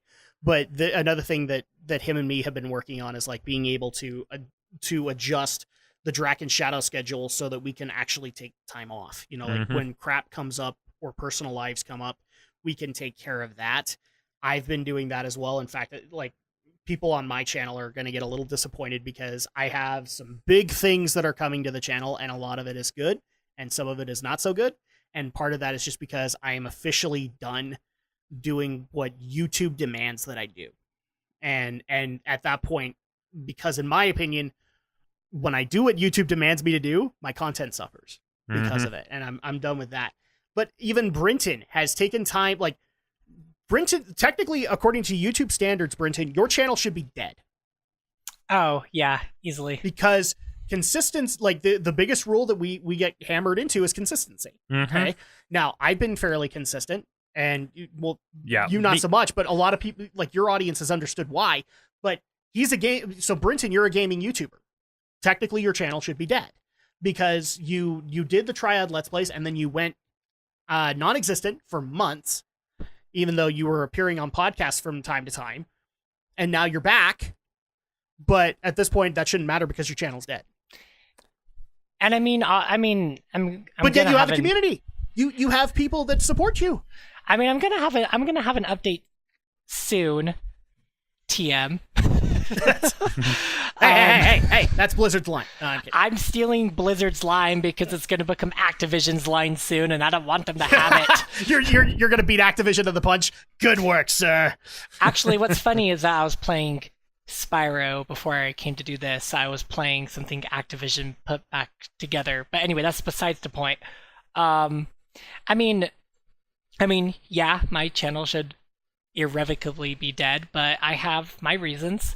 And there should be enough people that could completely understand that this is just a time of the year where I kind of go radio silent for a little bit. And then I kind of pop back into the picture around the start of the new year. And I do hope that 2019 will be a year where I can have consistent content from the beginning and all the way to the end successfully. That's the difference. Is like if we literally looked at, let's just say for the sake of argument, I'm gonna pick out a big YouTuber. It doesn't necessarily need to be anybody memorable or PewDiePie. Let's just use PewDiePie for an example. PewDiePie takes the level of absence that Brinton has taken this year. Then we compare the two social blades. Brinton may lose subscribers from time to time because the algorithm is going to get rid of inactive accounts and things like that. So he might lose one from time to time. But overall, he's not going to lose too much. Now, because how long is your absence officially, Brinton? Like 4 to 6 months? Roughly? I finished my first Triad Let's Play, I think, in July or August, which was actually perfect for me because it was right around when I was starting my last semester. And then I've just been focusing on school. I was in Denver for a week in October because we were finally able to meet the teenager that we're hoping to adopt this April. And we brought him home. So we've been trying to get him transitioned and getting him all set up here for Utah, so that way he is on the path to succeeding, which has been which has had its ups and downs, which is something that I'm not really gonna share with on the internet because it's completely unnecessary. But I've just been busy. I'm still a new dad, and I was finishing up school, and and video gaming became more of I need to sit down and relax. Not I need to sit down and record and edit and make thumbnails and put them to YouTube and repeat. I needed to step away from that, and I'm now at the point where I can go back to it. Yeah, so at that point, like, kind of bringing things back into it, like, let's just say 3 or 4 months. PewDiePie takes a 3 or 4 month absence and check his social blade. Like, how many subs would he have lost at that point? How many views would he have lost on? Like, we're talking hundreds, maybe even thousands, maybe even, like, dare say tens or hundreds of thousands that would have left him thinking he's officially done with his channel. It's a sinking ship, and would have been done with him. And so that's the sheer difference here. Is like Brinton would have lost very little because his audience would still have content that they could go and try out. And PewDiePie would be like, "Oh, sinking ship. Guess we're going over to what's his bucket, so that he can win this. He can win the subscriber war." That's what would happen, and that's how ridiculous things have just gotten this year. And that's why, in a lot of cases, like with my pursuits and having a clear head, being able to figure this out is like, I'm done following these rules that YouTube has set because they don't get you anywhere. For crying out loud, like Romney's another example where your channel should be dead, except it isn't because you decided to go elsewhere to promote your content. Yeah, because I've been promoting on...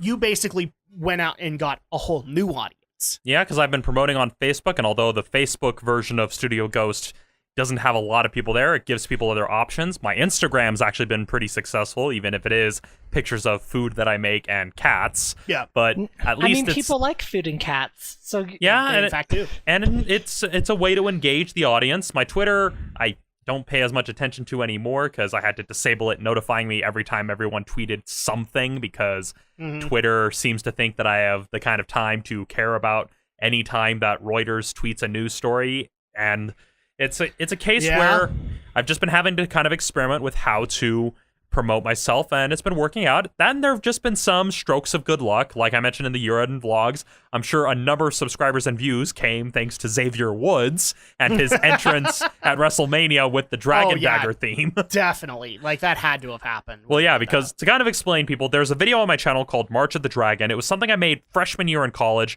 It's just a remixed theme of the Dragon Dagger theme from Power Rangers, and it's still my most viewed video despite it being so old.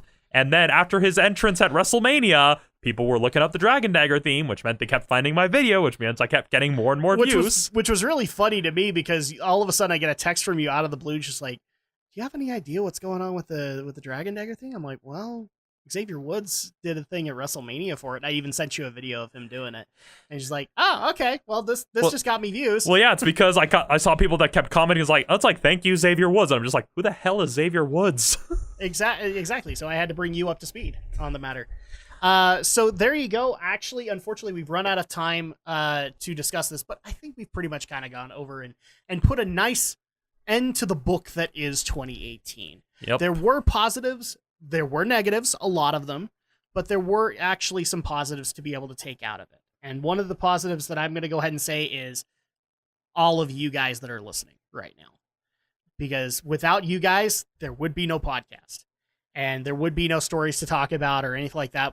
Especially with 2 kids, I would have to go off and do something else. Like, there's no ifs, ands, or buts on the matter. So that's the biggest positive I think we can all take away from it, because not only does the podcast have new listeners, but we've all been able to benefit because of that.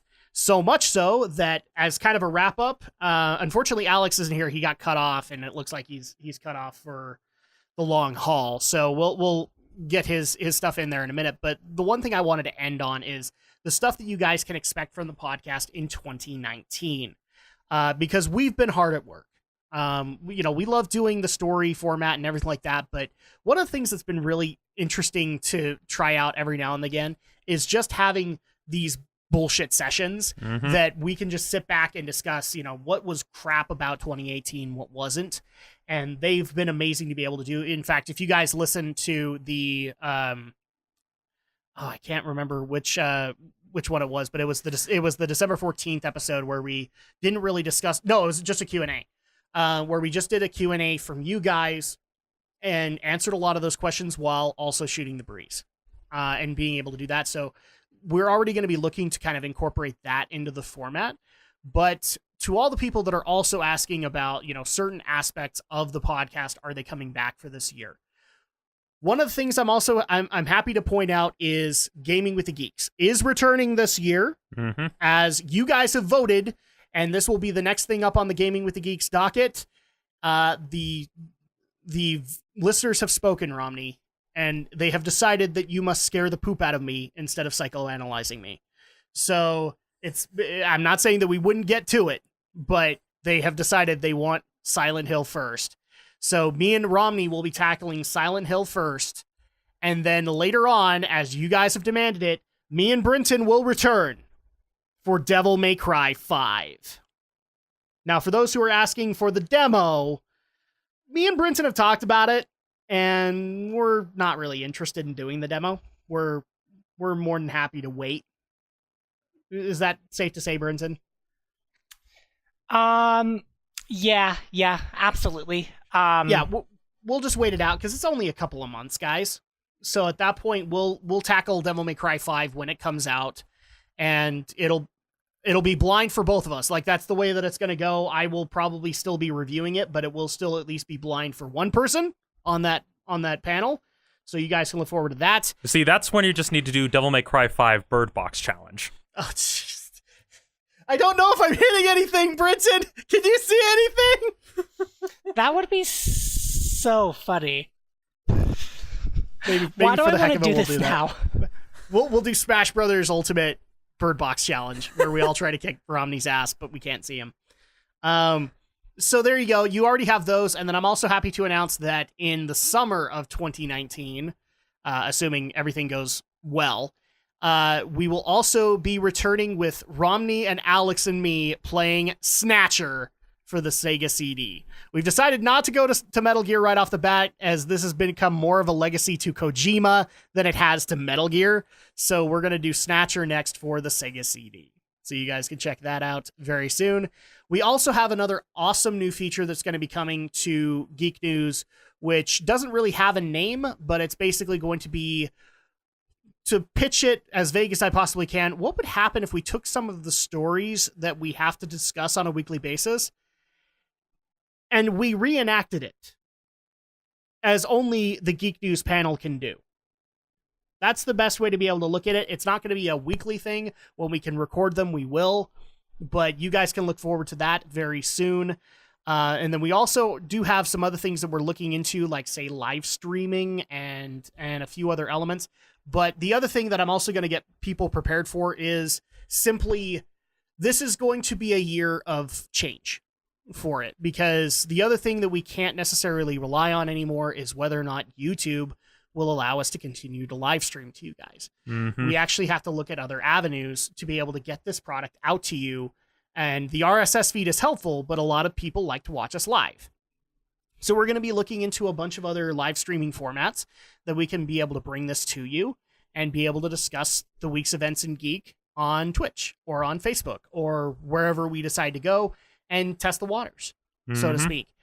There are also going to be some other big changes, so to speak, that I'm not going to necessarily bring up here, but that's the basic way to be able to take this. This is going to be a year of change, of transition for the Geek News podcast, as we basically adapt with the times and continue to have the fun that we're going to have. And the other thing that I also need to announce is group reviews. Are they coming back? Because the last group review that we were supposed to do got delayed. And so we weren't able to do that for the holidays. But I am happy to say that, first of all, I think Romney and me are happy to announce that I don't know if it's a Geek News group review or if it's just going to be simply for Romney's content, but we are going to be getting together to watch and review Broly, Dragon Ball Super. So you guys can look forward to that very soon. We are going to get to Alita Battle Angel. It's just it got delayed on us. So we have to wait on that. And then the other one that I can confirm that we're going to do is Avengers Endgame. That is going to happen. I can't guarantee anything else in the rest of the year, just simply because I can't remember what else is coming out this year. Yeah, it's hard to keep track of everything. It really is. 2019 might also be a slow year for movies too. But you can also be very thankful to hear that we are back as of right now. So following next week, the plan is that we're going to be, there was a lot of crap that happened while we were off on break. So we're going to take an entire week and we're going to go over all of it live with you guys. And then we will get back to a regular covering the week's events in Geek the following week. So you guys can, all the people who are screaming out, did you see this story during the holidays? Did you see this story? We're going to cover it all, at least all the major stuff. So you guys can have that next week. And that's going to go ahead and do it as far as announcements. So let's go ahead and wrap this thing up. Now, first of all, for Alex, since unfortunately he got cut off because of internet connection, and apparently I didn't sacrifice enough leper gnomes. If you guys want to be able to reach out to him, you can check out his YouTube channel, which is Shadowblazer 3000. He just barely wrapped up the 12 Days of Anime and is getting ready to start up the springtime reviews, so you guys can look forward to that very soon. You can also follow him at AlexJShort on Twitter, and that's probably the best way to be able to get a hold of him. Stephen Romney of Studio Ghost Utah. How do people get a hold of you? Well, you can find me by my handle, Studio Ghost Utah. That is my handle both on YouTube and on Facebook. I am also on Twitter at Romney Reviews, and I am also on Instagram under Romney Does Art. And I am trying to make an effort to actually do more art, since at present it is primarily a feed filled with, well, things that I cook, cats, bagels, cats, and first impressions reviews of this week's Romney's Recommendation, which is a game that Adam inadvertently helped me get, which is Fitness Boxing for the Nintendo Switch. It's a fitness game. It is literally the first game Nintendo's released this year. I've been having fun with it. Simply put, it's basically like Billy Blanks' Tybo, but for the Switch. You hold the Joy-Con in each hand, you follow along the prompts, doing the jabs, hooks, uppercuts, whatever exercises it instructs you to do. And it's actually a really, really good workout. So if you're someone looking to actually get more exercise and especially the benefit of the Switch, you can take it with you. So if you have a day job that gives you a 15-minute break, you can pull it out, do a quick 10-minute workout. It gives you a better mood throughout the day and less likely to throw things at fellow employees or tear the heads off of customers. So I'm just not sure how I helped you get this, because this is the first time I'm hearing of this game. Well, it's because Adam gave me a gift card, and I used the gift card to get this game through a bit of a roundabout way, but that's a whole separate thing. All right. And so that's this week's recommendation. So if you follow me on Instagram, you'll saw that I gave a first impressions 8-second video of it. But it's a good workout. I've been enjoying it. Nintendo's always been really solid with their fitness games. So that's the first Romney's recommendation of the year is Fitness Boxing, available for the Nintendo Switch. And there's a demo on the eShop. So if you don't want to buy it just yet, try out the demo. That's what I did.